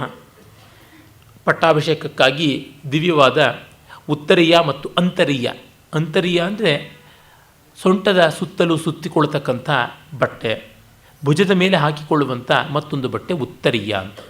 ಈ ಉತ್ತರೀಯ ಅಂತರೀಯಗಳು ಎರಡು ದಿವ್ಯವಾದ ಕ್ಷೌಮ ಅಂದರೆ ರೇಷ್ಮೆಯ ಬಟ್ಟೆ ಆಗಿತ್ತು. ಅದನ್ನು ಹಾಕ್ಕೊಳ್ಳುವಾಗ ಅವನಿಗೆ ಯಾವ ಪ್ರಸನ್ನತೆ ಸಂತೋಷ ಇತ್ತೋ ಅದೇ ನಾರುಮಡಿಯನ್ನು ಉಡುವಾಗಲೂ ಇತ್ತು. ಆ ಮುಖರಾಗಂ ಸಮಂ ಜನಾ ವಿಸ್ಮಿತಾ ದದೃಶು. ಅವನ ಮುಖದ ಬಣ್ಣವೂ ಬದಲಾಗದೇ ಇರೋದನ್ನು ಜನ ನೋಡಿ ಬೆರಗಾದರು ಅಂತ. ಇದು ತುಂಬ ಚೆನ್ನಾಗಿದೆ. Face is the index of man ಅಂತೀವಿ. ಮಾತಿನಲ್ಲಿ ನಮಗೇನೂ ಆಗಲಿಲ್ಲ ಅಂತ ಅನ್ನಬಹುದು. ನಮ್ಮ ರಾಜಕಾರಣಿಗಳು ಚುನಾವಣೆಗಳಲ್ಲಿ ಸೋತಾಗ ಅವರ ಮುಖದಲ್ಲಿ ಪ್ರೇತ ಕಳೆ ತಾಂಡವಿಸ್ತಾ ಇರುತ್ತೆ. ಆದರೂ ಮಾತಲ್ಲಿ ಮಾತ್ರ ಇದಲ್ಲ, ನಾವು ಮುಂದಿನ ಬಾರಿಗೆ ಸರಿಯಾಗಿ ಪ್ರಜಾಪ್ರತಿನಿಧಿಗಳಾಗಿ ಬರ್ತೀವಿ, ಆಯ್ಕೆಗೊಳ್ತೀವಿ. ಅಷ್ಟು ಮಾತ್ರವಲ್ಲ, ಇಲ್ಲಿ ಯಾವುದೋ ರಿಗ್ಗಿಂಗ್ ಆಗಿದೆ, ಇಲ್ಲಿ ಏನೂ ಸರಿಯಾಗಿಲ್ಲ, ಮರು ಎಣಿಕೆಗೆ ನಾವು ಈಗಾಗಲೇ ಅರ್ಜಿ ಸಲ್ಲಿಸಿದ್ದೀವಿ ಅಂತೆಲ್ಲ ಹೇಳ್ತಾ ಇರ್ತಾರೆ. ಆದರೆ ಆ ಮಾತಿನ ಒಂದು ಬಣ್ಣ ಮುಖದ ಮೇಲೆ ಇರೋದಿಲ್ಲ. ಇದು ನಮಗೆ ಗೊತ್ತಾಗುತ್ತೆ. ಯಾಕೆಂದರೆ ಮಾತು ಬುದ್ಧಿಯಿಂದ ಪ್ರೇರಿತವಾಗಿ ಬರುತ್ತದೆ. ಆದರೆ ಮುಖದ ಬಣ್ಣ ಬದಲಾಗೋದು, ಬಿಳಿಸ್ಕೊಳ್ಳೋದು, ಕೆಂಪಗಾಗೋದು, ಸಪ್ಪಗಾಗೋದು ಬುದ್ಧಿಯ ಕೈನಲ್ಲಿಲ್ಲ, ಭಾವದ ಕೈನಲ್ಲಿದೆ. ಅದರಿಂದ ಆ ವ್ಯತ್ಯಾಸ ಗೊತ್ತಾಗುತ್ತದೆ. ಹೊರಟ ಕಾಡಿಗೆ ಸಸೀತಾ ಲಕ್ಷ್ಮಣ ಸಖಃ ಸತ್ಯಾತ್ ಗುರುಮಲೋಪಯನ್ ವಿವೇಶ ದಂಡಕಾರಣ್ಯಂ ಪ್ರತ್ಯೇಕಂಚ ಸತಾಂ ಮನಃ. ತುಂಬ ಸೊಗಸಾದ ಸಹೋಕ್ತಿ ಅಲಂಕಾರ ಇಲ್ಲಿರುವಂಥದ್ದು. ಸೀತಾ ಲಕ್ಷ್ಮಣ ಸಖನಾಗಿ ಸೀತೆ ಮತ್ತು ಲಕ್ಷ್ಮಣರ ಜೊತೆಯಲ್ಲಿ ಗುರುಂ ಸತ್ಯಾತ್ ಅಲೋಪಯನ್, ತಂದೆಯ ಸತ್ಯವ್ರತಕ್ಕೆ ಭಂಗ ಬಾರದಂತೆ ಅಂತ. ಅಂದರೆ ರಾಮನಿಗೆ ತಂದೆಯ ಮಾತನ್ನು ಉಳಿಸಬೇಕಾಗಿತ್ತೇ ಹೊರತು ಇನ್ಯಾವುದೂ ಅಲ್ಲ. ಗೊತ್ತು ತಪ್ಪು ಅಂತ, ಅಪ್ಪ ಮಾಡಿದ್ದು ತಪ್ಪು, ಅರೆ ಮಾಡಿಬಿಟ್ಟಿದ್ದಾನೆ, ಅವನು ಮರ್ಯಾದೆ ಕಾಪಾಡಬೇಕು. ಈ ಮರ್ಯಾದೆ ಕಾಪಾಡೋದು ಅನ್ನೋದು ಎಷ್ಟೋ ಬಾರಿ ಯಾವುದೇ ರೀತಿಯ ದೊಡ್ಡ ಘನತೆಗೆ ಸಂಬಂಧಪಟ್ಟಿರೋದಿಲ್ಲ. ಒಬ್ಬರು ಮರ್ಯಾದೆ ಕಾಪಾಡೋದು ಅನ್ನೋದಿರುತ್ತಲ್ಲ, ತುಂಬ ಬಾರಿ ಅವರನ್ನು ಅಸಹಾಯಕತೆಯಿಂದ ದೂರ ಮಾಡಬೇಕು ಅನ್ನೋದಷ್ಟೇ ಆಗಿರುತ್ತೆ. It's an act of pity, mercy, ಇನ್ಯಾವುದೂ ಅಲ್ಲ. ರಾಮ ಅಷ್ಟನ್ನೇ ಮಾಡಿದ್ದು. ರಾಮ ಕಾಡಿಗೆ ಹೋದದ್ದು ಅವನ ದೃಷ್ಟಿಯಲ್ಲಿ ಏನೇ ಇರಬಹುದು, ಆದರೆ ಅವನ ಒಂದು ನಿಸ್ವಾರ್ಥತೆಯ ದೃಷ್ಟಿಯಿಂದ ತುಂಬ ದೊಡ್ಡದು. ಆದರೆ ಲೋಕಕ್ಕೆ ಅದರಿಂದ ಏನೂ ದೊಡ್ಡ ಉಪಯೋಗ ಆಗಲಿಲ್ಲ. ನಾವು ಎಷ್ಟೋ ಬಾರಿ ಅಪ್ಪ ಅಮ್ಮ ಹೇಳ್ದಂಗೆ ಕೇಳಬೇಕು, ಮತ್ತೊಂದು ಮಾಡಬೇಕು, ಇನ್ನೊಂದು ಮಾಡಬೇಕು ಅನ್ನೋದ್ರಿಂದ ಅವ್ರಿಗಾಗಲಿ ನಮಗಾಗಲಿ ಆತ್ಯಂತಿಕವಾಗಿ ಸಂತೋಷವೂ ಏನೂ ಆಗಿರೋದಿಲ್ಲ. ಏನೋ ಅವರ ಅಹಂಕಾರ ತೃಪ್ತಿ ಆಯಿತು, ಅವ್ರ ಮರ್ಯಾದೆ ಕಾಪಾಡಿದ್ದು ಅಂತ. ಈ ಶಾಸ್ತ್ರಕ್ಕೆ ಇಷ್ಟಿಡಿ ಅಂತನ್ನುವಂಥದ್ದು, ಮರ್ಯಾದೆಗಾಗಿ ಇದನ್ನು ಮಾಡಿ ಎನ್ನುವಂಥದ್ದು ಎರಡಕ್ಕೂ ಅಷ್ಟೇ ಬೆಲೆ ಅಂತ ಅನಿಸುತ್ತೆ. ಇರಲಿ, ದಂಡಕಾರಣ್ಯಕ್ಕೆ ಪ್ರವೇಶ ಮಾಡಿದ. ಪ್ರತ್ಯೇಕಂಚ ಸತಾಂ ಮನಃ, ಇಲ್ಲಿ ವಿವೇಶ ಅನ್ನುವ ಕ್ರಿಯಾಪದವನ್ನು ಮುಂದೆ ಇಟ್ಟು ಸಹೋಕ್ತಿ ಅಲಂಕಾರ ಮಾಡಿದ್ದಾನೆ. ದಂಡಕಾರಣ್ಯಕ್ಕಷ್ಟೇ ಅಲ್ಲ, ಒಬ್ಬೊಬ್ಬ ಸಜ್ಜನರ ಮನಸ್ಸನ್ನು ಪ್ರತ್ಯೇಕವಾಗಿ ಪ್ರವೇಶಿಸಿದ ಅಂತ. ಒಬ್ಬನೇ ವ್ಯಕ್ತಿ ಎಷ್ಟೆಲ್ಲರ ಮನಸ್ಸನ್ನು ಪ್ರವೇಶಿಸೋದಕ್ಕೆ ಹೇಗೆ ಸಾಧ್ಯ ಅನ್ನುವ ವಿರೋಧಾಭಾಸದ ಛಾಯೆ ಕೂಡ ಇಲ್ಲಿ ತುಂಬ ಚೆನ್ನಾಗಿದೆ. ಅಲ್ಲಿ ನಾವು ನೋಡಬೇಕಾದದ್ದು ಇವನ ಈ ಒಂದು ವರ್ತನೆ ಯಾರನ್ನೂ ಕೂಡ ತುಂಬ ಸಂತೋಷಗೊಳಿಸ್ತು. ಒಬ್ಬ ಎಷ್ಟು ದೊಡ್ಡವನು ಅಂತ ಮಾಡಿತು ಅಂತ. ಇದು ಅವನ ನಿಸ್ವಾರ್ಥತೆಯ ವ್ಯಕ್ತಿಗತವಾದ ಗುಣ. ಲೋಕಕ್ಕೆ ಸಾಕ್ಷಾತ್ತಾಗಿ ಪ್ರಯೋಜನ ಇಲ್ಲ. ಆದರೆ ಇಂಥ ಒಬ್ಬ ನಿಸ್ವಾರ್ಥಿಯಾದವನು, ಈ ಮಟ್ಟಕ್ಕೆ ಸತ್ಯನಿಷ್ಠನಾದವನು ರಾಜನೇ ಆಗಿ ಉಳಿದಲ್ಲಿ ತುಂಬ ಒಳಿತು ಅಂತ ಅನಿಸುತ್ತೆ. ಈ ಕಾರಣದಿಂದ ನಮಗೆ ಬಹಳ ಮುಖ್ಯವಾಗಿ ಬೇಕಾಗುತ್ತದೆ ಮೌಲ್ಯಗಳ ಪ್ರತೀತಿ. ಈಚೆಗೆ ಒಂದು ಪುಸ್ತಕ ಓದ್ತಾ ಇದ್ದೆ, ಝಾನ್ಸಿ ರಾಣಿ ಲಕ್ಷ್ಮೀಬಾಯಿ ಬಗ್ಗೆ ಮರಾಠಿಯ ಒಬ್ಬ ಲೇಖಕಿ ಬರೆದಿರುವಂಥದ್ದು, ಪ್ರತಿಭಾ ರಾನಡೆ ಅಂತ. ತುಂಬ ಚೆನ್ನಾಗಿ ಬರೆದಿದ್ದಾರೆ. ಅಲ್ಲಿ ಝಾನ್ಸಿ ಸಂಸ್ಥಾನದ ಇತಿಹಾಸವನ್ನು ಕೂಡ ಮೊದಲನೇ ಭಾಗದಲ್ಲಿಯೇ ಕೊಡ್ತಾರೆ. ಆಗ ತಾಯಿ ತನ್ನ ಅಧಿಕಾರವನ್ನು ಗಟ್ಟು ಮಾಡಿಕೊಳ್ಳೋದಕ್ಕೆ ಅಂತ ಮಗನನ್ನೇ ಕೊಲಿಸುವಂಥ ಪ್ರಯತ್ನ ಮಾಡಿದ್ದು ಇತ್ಯಾದಿಗಳು ಎಷ್ಟೋ ಬರುತ್ತವೆ. ಈ ಬಗೆಯಾದದ್ದನ್ನು ಕಲ್ಹಣನ ರಾಜತರಂಗಿಣಿಯಲ್ಲೂ ನಾನು ನೋಡಿದ್ದೀನಿ. ಎಷ್ಟೋ ಬಾರಿ ನಮ್ಮಲ್ಲಿ ಕಾಣಿಸುತ್ತದೆ. ಅಷ್ಟೇಕೆ ನಮಗೆ ಗೊತ್ತಿರುವಂಥದ್ದು ಕೃಷ್ಣದೇವರಾಯನ ಕಣ್ಣನ್ನು ಕೀಳಿಸಬೇಕು ಅಂತ ಅವನ ಅಣ್ಣ ಮಾಡಿಕೊಂಡಂಥ ಹುನ್ನಾರ. ಇವೆಲ್ಲ ಕಂಡಾಗ ಅಧಿಕಾರಕ್ಕಾಗಿ ಯಾರ್ಯಾರು ಏನೇನು ಮಾಡ್ತಾರೆ ಅದನ್ನು ರಾಮ ಮಾಡಲಿಲ್ವಲ್ಲ, ಅದು ತುಂಬ ದೊಡ್ಡದಾದದ್ದು. ಇದು ಲೋಕೋತ್ತರವಾದದ್ದು. ಅದರ ಲೋಕಕ್ಕೆ ಆಗುವ ಪ್ರಯೋಜನ ಅಪ್ರಯೋಜನ ಆಮೇಲಿನ ಮಾತು. ಆದರೆ ಇದೊಂದು ಅಸಾಧಾರಣವಾದ ಗುಣ. ಮತ್ತು ಎಲ್ಲ ಕಡೆಯಲ್ಲೂ ಕೂಡ ಪ್ರಯೋಜನ ಅಂತ ಇಟ್ಟುಕೊಂಡು ಹೋದರೆ ನಮಗೆ ಯಾವ ಹೂವಿನಲ್ಲೂ ಏನೂ ಪ್ರಯೋಜನ ಇಲ್ಲ. ಯಾವ ಬಣ್ಣದಲ್ಲೂ ಯಾವ ಪ್ರಯೋಜನ ಇಲ್ಲ, ಯಾವ ಪರಿಮಳದಲ್ಲೂ ಯಾವ ಪ್ರಯೋಜನ ಇಲ್ಲ. ಎಲ್ಲರೂ ಯಾವುದೇ ಒಂದು ರುಚಿ ಇಲ್ಲದ, ಬಣ್ಣ ಇಲ್ಲದ, ಪರಿಮಳ ಇಲ್ಲದ ಪದಾರ್ಥ ತಿನ್ನಬೇಕು. ಯಾಕೆಂದರೆ ದೇಹ ಪೋಷಣೆಗೆ ರುಚಿ, ಪರಿಮಳ, ಬಣ್ಣ ಏನೂ ಕೆಲಸ ಮಾಡೋದಿಲ್ವಲ್ಲ. ಹೀಗಾಗ್ಬಿಡುತ್ತದೆ. ಆ ಕಾರಣದಿಂದ ಕೆಲವೊಮ್ಮೆ ಮೌಲ್ಯಗಳ ಸ್ಥಾಪನಕ್ಕಾಗಿ ಒಂದು ಅಸಾಧಾರಣವಾದ ತ್ಯಾಗಗಳು ಮತ್ತೊಂದು ಬರಬೇಕಾಗುತ್ತದೆ. ಅದು ರಾಮನಲ್ಲಿ ನಾವು ಕಾಣ್ತೀವಿ. ರಾಜ ಅಪಿ ತದ್ವಿಯೋ ಅಗಾರ್ಥಃ ಸ್ಮೃತ್ವಾ ಶಾಪಂ ಸ್ವಕರ್ಮಜಂ ಶರೀರ ತ್ಯಾಗ ಮಾತ್ರೇಣ ಶುದ್ಧಿಲಾಭಮನ್ಯತ. ದಶರಥ ಕೂಡ ಅವನ ವಿಯೋಗವನ್ನು ತಡೆಯಲಾರದೆ ಸ್ಮೃತ್ವಾ ಶಾಪಂ ಸ್ವಕರ್ಮಜಂ, 9ನೇ ಸರ್ಗದಲ್ಲಿ ಹೇಳಿದ್ದ ಯಾವ ಒಂದು ಶ್ರವಣಕುಮಾರ ವಧೆಯಿಂದ ಬಂದ ಶಾಪ, ಅದನ್ನು ನೆನೆದು ಶರೀರ ತ್ಯಾಗ ಮಾತ್ರೇಣ ಶುದ್ಧಿಲಾಭಂ ಅಮನ್ಯತ. ತನ್ನ ಪ್ರಾಣ ಬಿಡುವಂಥದ್ದೇ, ದೇಹ ತ್ಯಾಗ ಮಾಡುವುದೇ ಇರುವಂಥ ಲಾಭ, ಅದಕ್ಕೆ ಮಾಡಬೇಕಾದದ್ದೊಂದೇ, ಇನ್ನೇನೂ ಇಲ್ಲ, ಆತ್ಮಶುದ್ಧಿಗೆ ಅದೊಂದೇ ಅಂತ ಭಾವಿಸಿಕೊಂಡು ಪ್ರಾಣ ಬಿಟ್ನೋ ಎಂಬಂತೆ ಆಯಿತು ಅಂತ. ಇದು ಅತಿಶಯೋಕ್ತಿ ಅಲಂಕಾರ. ವಿಪ್ರೋಷಿತ ಕುಮಾರಂ ತದ್ರಾಜ್ಯಮಸ್ತಮಿತೇಶ್ವರಂ ರಂಧ್ರಾನ್ವೇಷಣ ದಕ್ಷಾಣಾಂ ದ್ವಿಷಾಮಾಮಿಷತಾಂ ಯಯೌ. ರಾಜಸತ್ತ ರಾಜಕುಮಾರ ಕಾಡಿಗೆ ಹೋದ, ರಾಜ್ಯ ಅನಾಥವಾಯಿತು.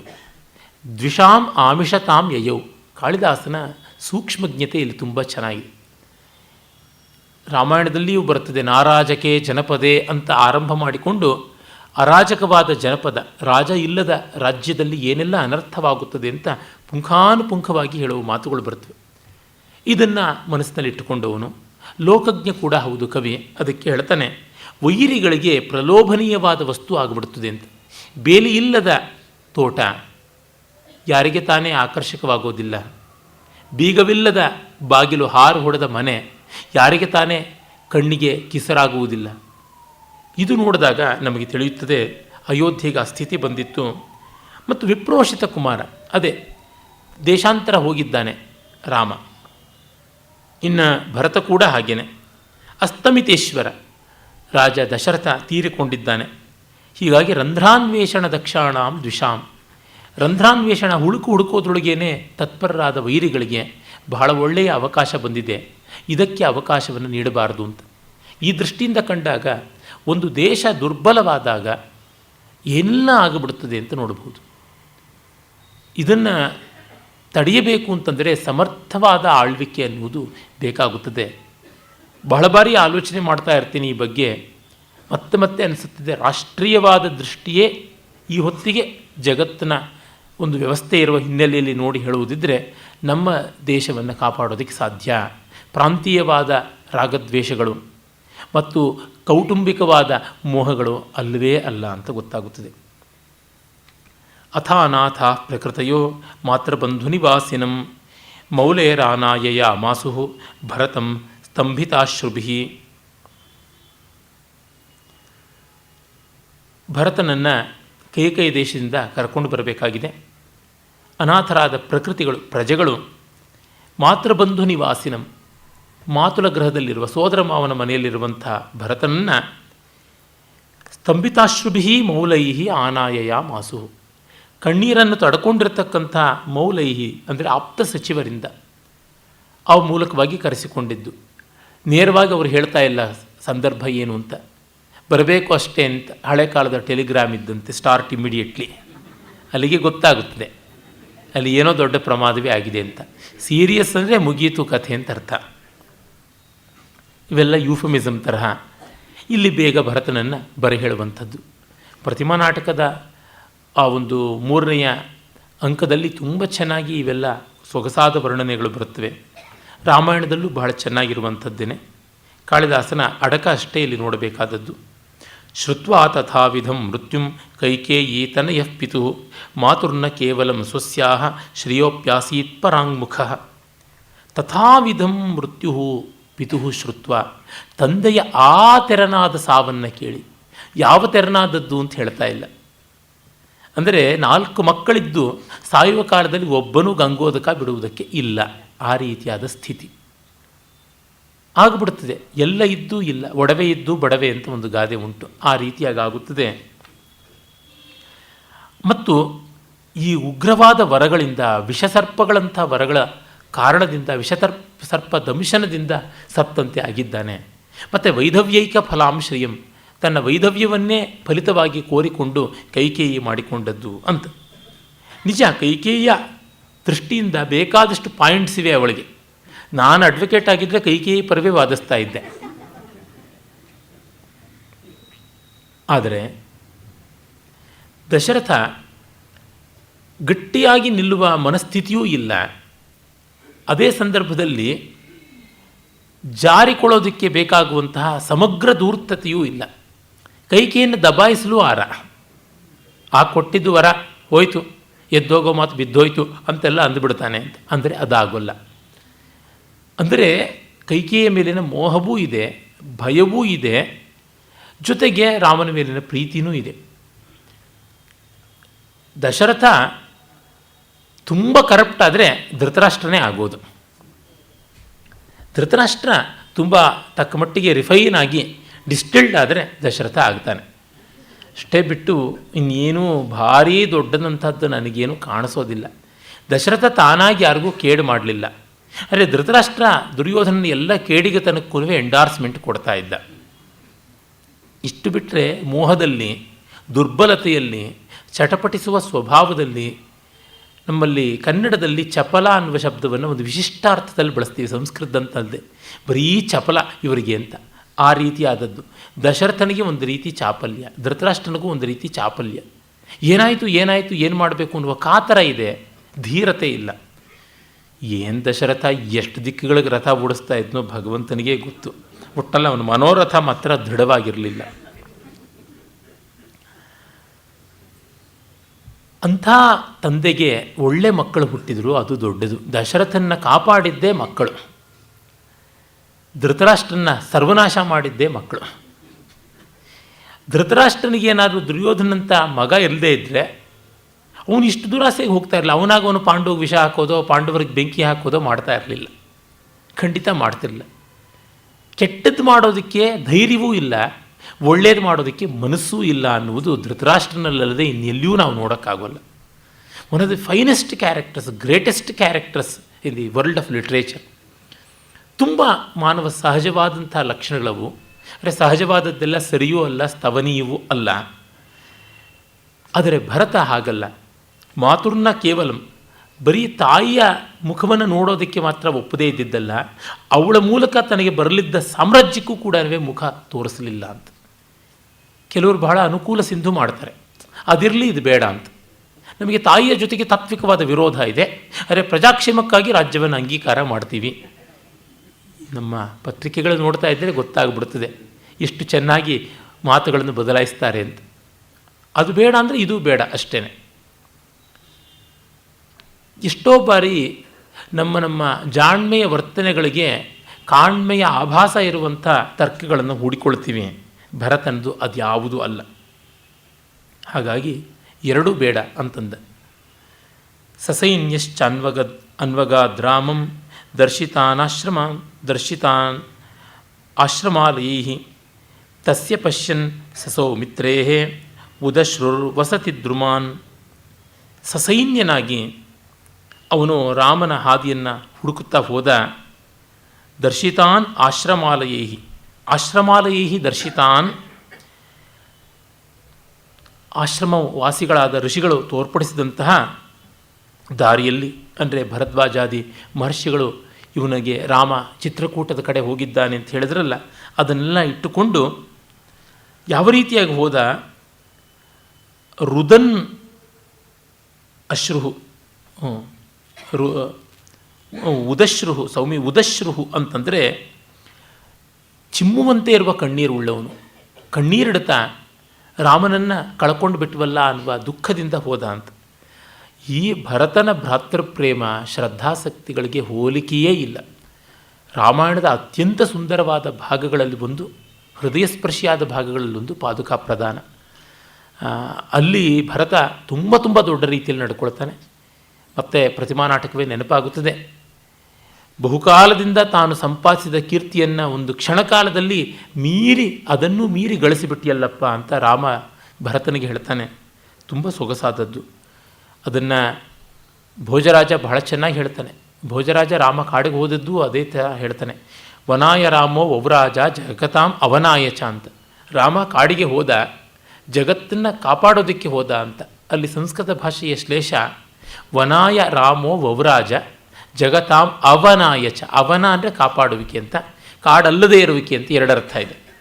ಇದು ಒಂದು ವದತೋ ವ್ಯಾಘಾತದಂತೆ ತೋರುವ ಬಹಳ ಸೊಗಸಾದ ವಿರೋಧಾಭಾಸ ಛಾಯೆ ಇರುವಂಥ ಶಬ್ದಾಲಂಕಾರ, ಯಮಕ ಅನ್ನುವ ಶಬ್ದಾಲಂಕಾರ. ಅಲ್ಲಿ ಅವನು ಹೇಳ್ತಾನೆ, ರಾಮನಿಗೊಂದು ಕಿರೀಟವನ್ನು ಒಪ್ಪಿಸೋದಕ್ಕೆ ಹೋದವನು 2 ಕಿರೀಟವನ್ನು ಹೊತ್ತುಕೊಂಡು ಬಂದ ಅಂತ, ಪಾದುಕೆಗಳನ್ನು ತಲೆಯ ಮೇಲೆ ಹೊತ್ತು ಬಂದದ್ದು ಅಂತ. ಹೀಗೆ ಅವನು ಕಣ್ಣೀರಿಡ್ತಾ ಹೋಗ್ತಾನೆ. ಆಗ ಚಿತ್ರಕೂಟ ವನಸ್ಥಂಚ ಕಥಿತ ಸ್ವರ್ಗತಿರ್ಗುರೋ ಲಕ್ಷ್ಮ್ಯಾ ನಿಮಂತ್ರಯಾಂಚಕ್ರೆ ತಮನುಚ್ಚಿಷ್ಟ ಸಂಪದ. ಅನುಚ್ಚಿಷ್ಟ ಸಂಪದ ಲಕ್ಷ್ಮಿಯ ನಿಮಂತ್ರಯಾಂಚಕ್ರೆ. ಎಂಜಲು ಮಾಡದೇ ಇರುವ ರಾಜ್ಯ ಸಂಪತ್ತಿನ ಲಕ್ಷ್ಮಿಯ ಜೊತೆಗೆ ಆಹ್ವಾನವನ್ನು ಕೊಟ್ಟ ಅಂತ ಬರಬೇಕು ಅಂತ. ಒಂದು ಕ್ಷಣವೂ ಒಂದು ದಿನವೂ ಅವನು ಸಿಂಹಾಸನವನ್ನು ಏರಿದವನಲ್ಲ, ಅದನ್ನು ಬಯಸಿದವನಲ್ಲ, ಎಲ್ಲ ನಿನಗಾಗಿ ಕಾದಿದೆ ಅಂತ. ಮೊದಲು ಭರತ ಪ್ರಯತ್ನಪಟ್ಟು ಆಮೇಲೆ ಪ್ರಜೆಗಳೆಲ್ಲ ಛೀಮಾರಿ ಹಾಕಿ ಆಗ ಗತಿಯಿಲ್ಲ ಅಂತ ರಾಮನ ಹುಡುಕೊಂಡು ಬಂದವನಲ್ವಲ್ಲ. ಈ ದೃಷ್ಟಿಯಿಂದ ಅವನ ಚಾರಿತ್ರ್ಯ ಶುದ್ಧಿ ತುಂಬ ದೊಡ್ಡದು.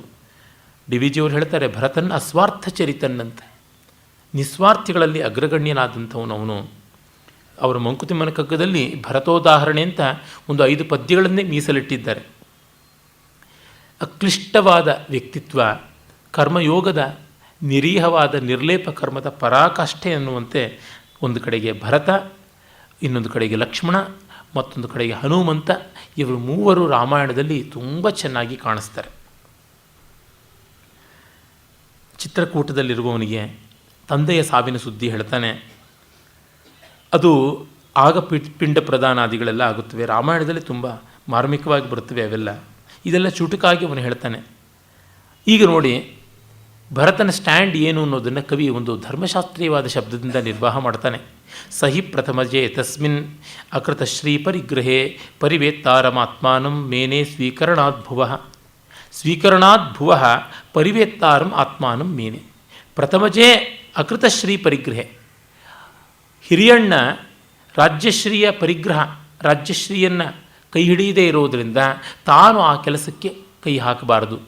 ಇದು ಮಾಡುವುದಾದರೆ ಪರಿವೇತೃತ್ವ ಅನ್ನುವ ದೋಷ ಬರುತ್ತದೆ ಅಂತ ಧರ್ಮಶಾಸ್ತ್ರದಲ್ಲಿ ಇದೆ. ಅಣ್ಣನ ಮದುವೆಗೆ ಮುನ್ನವೇ ತಮ್ಮ ಮದುವೆ ಆಗುವುದಿದ್ದರೆ ಅದು ಪರಿವೇತೃತ್ವ. ಹಿರಿಯರಿಗೆ ಯಾವುದೋ ಒಂದು ಸ್ಥಾನ ಪದವಿ ಬರುವುದಕ್ಕಿಂತ ಮುನ್ನ ಕಿರಿಯರು ಬಂದರೆ ಆ ಸಂದರ್ಭದಲ್ಲಿ ಅದನ್ನು ಪರಿವೇತೃತ್ವ ಅಂತೆಲ್ಲ ಕರೀತಾರೆ. ಅಂದರೆ ಪೂಜಾ ವ್ಯತಿಕ್ರಮ ಆಗಬಾರ್ದು. ಇದು ಬಹಳ ಮುಖ್ಯ ಅಂತ. ನಿಜ, ಯೋಗ್ಯತೆ ಇದ್ದರೆ ಬರಬಹುದು, ಆಗ ಹಿರಿಯರೇ ಹೇಳಬೇಕು, ಅನುಜ್ಞೆಯನ್ನು ಕೊಡಬೇಕು ಅಂತೆಲ್ಲ ಉಂಟು. ಅದೇ ರೀತಿ ಹೆಂಡತಿ ಇದ್ದಾಗಲೇ ಮತ್ತೊಬ್ಬ ಹೆಂಡತಿಯನ್ನು ಮದುವೆ ಮಾಡಿಕೊಳ್ಳೋದು ಅಧಿವೇತ್ರ ದೋಷ ಅಂತ ಕೂಡ ಉಂಟು. ಮದುವೆ ಮೇಲೆ ಮದುವೆ ಮಾಡಿಕೊಳ್ಳೋದನ್ನು ಧರ್ಮಶಾಸ್ತ್ರವೂ ಏನು ಒಪ್ಪಿಲ್ಲ. ಆದರೆ ನಮ್ಮಲ್ಲಿ ಅನುಕೂಲ ಸಿಂಧುವಾಗಿ ಏನೆಲ್ಲ ಆಗಿಬಿಡುತ್ತದೆ ಅನ್ನೋದಕ್ಕೆ ಇತ್ತೀಚೆಗಷ್ಟೇ ಪತ್ರಿಕೆಗಳಲ್ಲಿ ತಾಂಡವಿಸ್ತಾ ಇರತಕ್ಕಂಥ ಒಂದು ನಟ ಕುಟುಂಬದ ವರ್ತನೆಯೇ ಸಾಕ್ಷಿಯಾಗಿದೆ. ಇಲ್ಲೆಲ್ಲ ಸ್ತ್ರೀವಾದಿಗಳು, ಮಹಿಳಾ ವಿಮೋಚನವಾದಿಗಳು, ಬುದ್ಧಿಜೀವಿಗಳು, ದುರ್ಬುದ್ಧಿಜೀವಿಗಳು ಎಲ್ಲ ಎಲ್ಲಿ ಬಾಯಿಗೆಲ್ಲ ಅರಾಲ್ಡೇಟು, ಫೆವಿಕಾಲು, ಗಮ್ಮು, ಗ್ಲೂ ಹಾಕ್ಕೊಂಡು ಕೂತ್ಬಿಟ್ಟಿದ್ದಾರೆ. ಚಕಾರ ಎತ್ತಾ ಇಲ್ಲ ಯಾರೂ ಕೂಡ. ಏಕೆಂದರೆ ಇದರ ಹಿಂದೆ ಇರುವಂಥದ್ದು ಹಾರ್ಡ್ ರಿಯಾಲಿಟಿ ಆಫ್ ಇಕನಾಮಿಕ್ಸ್. ಆ ನಟನ ಮೇಲೆ ಎಷ್ಟು ಕೋಟಿಗಳ ಇನ್ವೆಸ್ಟ್ಮೆಂಟ್ ಇದೆ. ಹಾಗಾಗಿ he is not an artist, he is not even human being, he is an investment ಅಷ್ಟೇ, ಒಂದು ಬಂಡವಾಳ. ಅದರಿಂದ ಬಂಡವಾಳು. ಎಲ್ಲರೂ ಬಂಡತನದಿಂದ ಸಮರ್ಥನೆಯೋ ನಿರಾಕರಣೆಯೋ ಎಲ್ಲವೂ ಅದೇ ರೀತಿಯಾಗಿ ನಡೆಯುವಂಥದ್ದಾಗಿದೆ. ಹೋಗಲಿ, ಅದು ಪೂರ್ತಿ ಕೌಟುಂಬಿಕವಾದದ್ದು ಅಂತ ಆಸಕ್ತಿಯನ್ನಾದರೂ ಬಿಟ್ಟಿರ್ತಾರ? ಅದೂ ಇಲ್ಲ. ಆಸಕ್ತಿಯನ್ನು ಬಿಡೋದಿಲ್ಲ. ಪತ್ರಿಕೆಗಳಿಗೆ ಮತ್ತು ವಿವಿಧ ವಿದ್ಯುನ್ಮಾನ ಮಾಧ್ಯಮಗಳಿಗೆ TRP ರೇಟ್ ಹೆಚ್ಚು ಮಾಡಿಕೊಳ್ಬೇಕು ಅನ್ನುವ ಸನ್ನಿಪಾತ ಇದ್ದೇ ಇದೆ, ನಡೆಯುತ್ತದೆ. ಹಾಗೆ ತಮಶಕ್ಯಮಪ ಕೃಷ್ಣುಂ ನಿದೇಶಾತ್ ಸ್ವರ್ಗಿಣ ಪಿತು ಯಯಾಚೆ ಪಾದುಕೆ ಪಶ್ಚಾತ್ ಕರ್ತುಂ ರಾಜ್ಯಾಧಿದೇವತೆ. ತಂದೆಯ ಮಾತನ್ನು ಮೀರಲ್ಲ ಅಂತ ಹಠ ಹಿಡಿದ ರಾಮನನ್ನು ಏನು ಮಾಡಿಯೂ ತಿರುಗಿಸ್ಕೊಳ್ಳೋಕ್ಕಾಗಲಿಲ್ಲ. ಹಾಗಾಗಿ ರಾಜ್ಯಾಧಿದೇವತೆಗಳನ್ನಾಗಿ ಮಾಡೋದಕ್ಕೆ ಪಾದುಕೆಯನ್ನು ಬೇಡಿಕೊಂಡ ಅಂತ ಕವಿ ಹೇಳ್ತಾ ಇದ್ದಾರೆ. ನೋಡಿ, ಇದು ತುಂಬ ಅನಿರೀಕ್ಷಿತವಾದ ರೀತಿಯಲ್ಲಿ ಆಗುವಂಥದ್ದು. ಅವನಿಗೋ ಇವನಿಗೋ ರಾಜ್ಯ ಬರುತ್ತೆ ಅಂದರೆ 14 ವರ್ಷ ಪಾದುಕೆಗೆ ರಾಜ್ಯ ಬಂದುಬಿಡ್ತು. ಪ್ರಸಕ್ತ ರಾಜಕಾರಣ ತುಂಬ ವಿಪರೀತವಾದ ದೃಷ್ಟಾಂತ. ಆದರೆ ಏನೂ ಬಯಸದೇ ಇದ್ದವರಿಗೆ ಕೆಲವೊಮ್ಮೆ ಬಂದುಬಿಡುತ್ತೆ. ಇದು ನಾವು ನೋಡಬಹುದಾದದ್ದು. ಪಾದುಕಾ ಸಾಮ್ರಾಜ್ಯ ತುಂಬ ಚೆನ್ನಾಗಿಯೇ ನಡೆಯಿತು, ಅದನ್ನು ನಾವು ಗಮನಿಸಬೇಕು.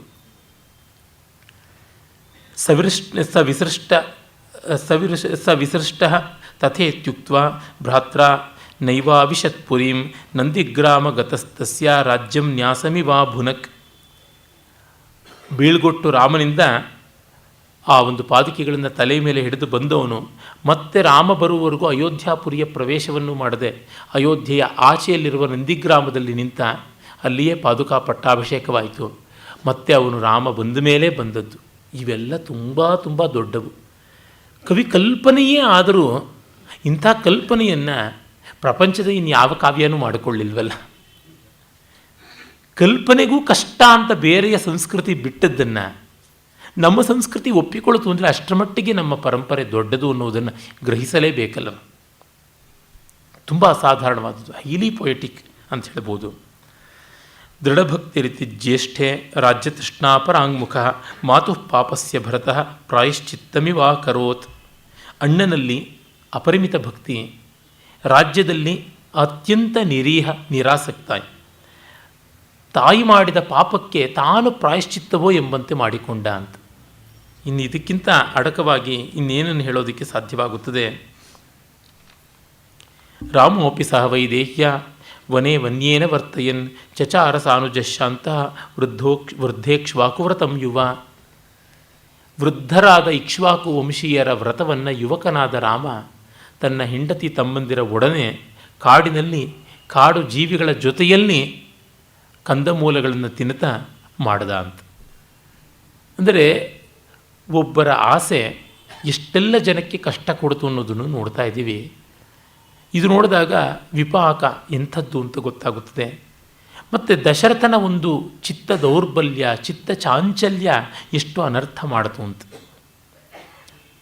ಅಂದರೆ ಇಲ್ಲಿ ತಪ್ಪು ಮಾಡಿದವರು ಇಬ್ಬರೇ, ದಶರಥ ಕೈಕೇಯಿ. ಕೈಕೇಯಿಗೆ ಆಸೆಯೊಂದು ಬಿಟ್ಟು ಇನ್ನು ಯಾವುದೇ ರೀತಿಯಾದ ವಿವೇಕ ಕೆರಳಲಿಲ್ಲ. ಮಂಥರೋಪದೇಶ ಇದೆ ಅಲ್ಲಿ. ದಶರಥನಿಗೆ ಯಾವುದನ್ನೂ ಕೂಡ ನಿಶ್ಚಯವಾಗಿ ತೀರ್ಮಾನ ಮಾಡಬೇಕು ಅನ್ನುವಂಥ ದಾರ್ಢ್ಯ ಇಲ್ಲ. ಅವನಿಗೆ ಆ ಒಂದು ಪ್ರಭುಶಕ್ತಿ ಇಲ್ಲ. ಮತ್ತು ಇದೆಷ್ಟಕ್ಕೂ ಕೂಡ ಪ್ರಾಯಶಃ ಮೂಲಾನರ್ಥ ಅಂದರೆ ನನಗೆ ಬಹಳ ಬಾರಿ ಅನ್ನಿಸುವಂಥದ್ದು, ಯಾವ ಸುದ್ದಿಯನ್ನು ಯಾರು ಎಲ್ಲಿಗೆ ತಲುಪಿಸ್ಬೇಕೋ ಅದನ್ನು ತಲುಪಿಸದೇ ಇದ್ದರೆ ಆಗೋದು. ರಾಮನ ಪಟ್ಟಾಭಿಷೇಕ ಅಂತ ಒಂದು ಹೆಜ್ಜೆ ದಶರಥನೇ ಮೊದಲು ಬಂದು ಕೈಕೇಯಿಗೆ ಹೇಳಿದ್ದಿದ್ರೆ ಮಂಥರೇ ಇಷ್ಟು ಬುದ್ಧಿ ಕೆಡಿಸೋಕ್ಕಾಗ್ತಾ ಇತ್ತು ಏನು? ಎಲ್ಲ ಸಾಕ್ಷ್ಯಗಳು ಬಂದುಬಿಡ್ತು. ನಿನ್ನ ಗಂಡ ನೋಡು ನಿನಗೇ ಗೊತ್ತಿಲ್ಲದಂತೆ ಮಾಡಿದ್ದಾನೆ, ಓವರ್ ನೈಟ್ ಎಲ್ಲ ಮಾಡಿದ್ದಾನೆ, ಎಂಥದ್ದಿದು ಅಂತೆಲ್ಲ. ಮತ್ತು ಮಕ್ಕಳು ಬೇರೆ ಇಲ್ಲ, ಅವಳ ಮಗ ಭರತ ಇಲ್ಲ. ಅದು ರಾಮಾಯಣದಲ್ಲಿ ಬರ್ತದೆ. ಭರತ ಇಲ್ಲ, ಯಾರಿಗೆ ಗೊತ್ತು ಮನುಷ್ಯನ ಬುದ್ಧಿ ಹೇಗೆ ಬದಲಾವಣೆ ಆಗುತ್ತೆ ಅಂತ ಒಪ್ಕೋ ಅಂತ ರಾಮನಿಗೆ ಹೇಳಿದ್ದು. ಇದೊಂದು ಪಾಯಿಂಟ್ ಇಟ್ಕೊಂಡು ರಾಮನ ಮೇಲೆ ಆಕ್ಷೇಪ ಮಾಡ್ತಾರೆ ಕೆಲವರು. ದಶರಥ ಭರತ ಇಲ್ಲ ಅನ್ನೋದರಿಂದ ಅಂತ ಕಾರಣ ಹೇಳಿದ್ರಿಂದಲೂ ಕೂಡ ರಾಮ ಯಾತಕ್ಕೆ ಸಂದೇಹ ಪಡಲಿಲ್ಲ, ತಮ್ಮ ಬರಲಿ ಅಂತ ಯಾಕೆ ಹೇಳಲಿಲ್ಲ ಅಂತ. ರಾಮನಿಗೆ ಅಷ್ಟು ಊಹಾಪೋಹ ಚಾತುರ್ಯ ಇರಲಿಲ್ಲ ಅಂತ ಹೇಳಬೇಕು ಪಾಪ. He took the things plain. ಅವನಿಗೆ ಆ ರೀತಿಯಾದ ಬೋಳೆಯ ಸ್ವಭಾವ ಎಷ್ಟೋ ಬಾರಿ ಕಾಣಿಸುವಂಥದ್ದಾಗಿದೆ. ಅದು ನಾವು ನೋಡ್ತೀವಿ. ಮತ್ತು ತಂದೆಯ ಬಗ್ಗೆ ಸಹಜವಾದ ಗೌರವ ಉಂಟು, ಅದಷ್ಟೇ, ಇನ್ಯಾವುದೂ ಕಾರಣ ಅಲ್ಲ. ರಾಜ್ಯಾಸಕ್ತಿ ರಾಮನಲ್ಲಿ ಇದೆ ಅಂತಾಗಿದ್ದಿದ್ದರೆ ಅವನು ಬಿಟ್ಟು ಹೋಗ್ತಲೇ ಇರಲಿಲ್ಲ, ಫಸ್ಟ್ ಥಿಂಗ್. ಎರಡನೇದು, ಭರತ ಬಂದಿದ್ದಾಗ ಆಗ ಇಷ್ಟೆಲ್ಲ ಉಪಚಾರ ಮಾಡಿಸ್ಕೊಂಡು ಮತ್ತೆ ಹೋಗ್ತಾ ಇದ್ದ. ರಾಮಕೃಷ್ಣ ಹೆಗಡೆಯವರಿದ್ದರು, ರಿಸೈನ್ ಮಾಡಿಬಿಡ್ತಾ ಇದ್ದರು. ಮತ್ತು ಶಾಸಕರು ಎಲ್ಲ ಬಂದು ಶಂಖವಾದ್ಯ ಪೂರೈಸಿದರೆ ವಾಪಸ್ ತಗೊಳ್ತಾ ಇದ್ದರು. ಆ ರೀತಿಯಾದದ್ದಲ್ಲ. ಪ್ರಭಾವಸ್ತಂಭಿತಚ್ಛಾಯಂ ಆಶ್ರಿತಸ್ಸ ವನಸ್ಪತಿಂ ಕದಾಚಿದಂಕೆ ಸೀತಾಯಾ ಶಿಷ್ಯೇ ಕಿಂಚಿದಿವ ಶ್ರಮಾತ್. ಇದೀಗ ಕಾಕಾಸುರ ವಧೆ ಅಥವಾ ಕಾಕಾಸುರನ ಒಂದು ದೌಷ್ಟ್ಯವನ್ನು ನಿವಾರಣೆ ಮಾಡಿದ್ದು ಯಾವುದುಂಟು, ವಧೆ ಆಗೋಲ್ಲ, ಕಾರಣದ ಕಾಕಾಸುರ ಪ್ರಸಂಗ ಅಂತ ಹೇಳ್ಬೋದು, ಅದನ್ನು ತೆಗೆದುಕೊಳ್ತಾ ಇದ್ದಾನೆ. ರಾಮಾಯಣದಲ್ಲಿದು ಸುಂದರಕಾಂಡದಲ್ಲಿ ಹನುಮಂತ ಸೀತೆಗೆ ಜ್ಞಾಪಿಸಿಕೊಡುವಂತೆ ಬರುವಂಥದ್ದಾಗಿದೆ. ಪ್ರಭಾವ ಸ್ತಂಭಿತ ಛಾಯ, ತನ್ನ ಪ್ರಭಾವದಿಂದ ಒಂದು ಮರದ ನೆರಳು ಆಚೆ ಈಚೆ ಹೋಗದಂತೆ ನಿಲುಗಡೆ ಮಾಡಿಸಿದ ರಾಮ ಅಂತ. ಇದು ರಾಮಾಯಣದಲ್ಲಿ ಬರೋಲ್ಲ. ಇದಕ್ಕೆ ಕಾಳಿದಾಸ ಎಲ್ಲಿಂದ ಪ್ರೇರಣೆ ಪಡೆದಿರಬೇಕು ಅನ್ನೋದ್ರ ಬಗ್ಗೆ ದೊಡ್ಡ ಚರ್ಚೆ ಮಾಡಿದ್ದಾರೆ ವಿದ್ವಾಂಸರು. ಅಶ್ವಘೋಷ ಬುದ್ಧಚರಿತವನ್ನು ಬರೆದಿದ್ದು ಕಾಳಿದಾಸನನ್ನು ಅನುಕರಿಸಿಯೇ ಅಥವಾ ಕಾಳಿದಾಸ ಇದನ್ನೆಲ್ಲ ಬರೆದಿದ್ದು ಅಶ್ವಘೋಷನನ್ನು ಅನುಕರಿಸಿಯೇ ಎನ್ನುವಂಥದ್ದು ಒಂದು $1 ಬಿಲಿಯನ್ ಕ್ವಶ್ಚನ್ ಆಗಿದೆ. ಲಲಿತ ವಿಸ್ತಾರದಲ್ಲಿ ಬುದ್ಧಚರಿತದಲ್ಲಿ ಬರುತ್ತದೆ, ಬುದ್ಧ ಒಮ್ಮೆ ಒಂದು ಮರದ ಕೆಳಗಡೆಗೆ ಕೂತಾಗ ಆ ಮರದ ನೆರಳು ಅವನ ಮೇಲಿನ ಗೌರವದಿಂದ ಹೊತ್ತು ಯಾವ ಕಡೆ ಹೋದರೂ ಅವನ ಮೇಲೇ ಉಳಿದಿತ್ತು ಅಂತ. ಇದು ಇಂಪಾಸಿಬಲ್, ಫಿಸಿಕ್ಸ್ ಪ್ರಕಾರ ಇಂಪಾಸಿಬಲ್ಲು. ಮರವೇ ತನ್ನ ಕೊಂಬೆಗಳನ್ನು ಸೂರ್ಯ ಎತ್ತ ಹೋದರೆ ಅತ್ತ ಕಡೆ ಬಾಗಿಸ್ತಾ ಇರಬೇಕಾಗುತ್ತದೆ. ಅದು ಜೀವಶಾಸ್ತ್ರ ದೃಷ್ಟಿಯಿಂದ ಇಂಪಾಸಿಬಲ್ಲು. ಎಲ್ಲಿ ಅಡ್ಡ ಇರುತ್ತೋ ಅದರ ಕೆಳಗಡೆ ನೆರಳು ಬೀಳತಕ್ಕಂಥದ್ದು ಭೌತಶಾಸ್ತ್ರದ ಲಕ್ಷಣ, ಮರ ಇದ್ದಲ್ಲಿರತಕ್ಕಂಥದ್ದು ಜೀವಶಾಸ್ತ್ರದ ಲಕ್ಷಣ. ಈ ಎರಡೂ ಶಾಸ್ತ್ರಗಳಿಗೂ ವ್ಯತಿರಿಕ್ತವಾಗಿ ಈ ಒಂದು ಕಲ್ಪನೆ ಇದೆ. ಕಲ್ಪನೆ ಚೆನ್ನಾಗಿದೆ, ಅಷ್ಟಕ್ಕೆ ಸಂತೋಷ ಪಡಬೇಕು.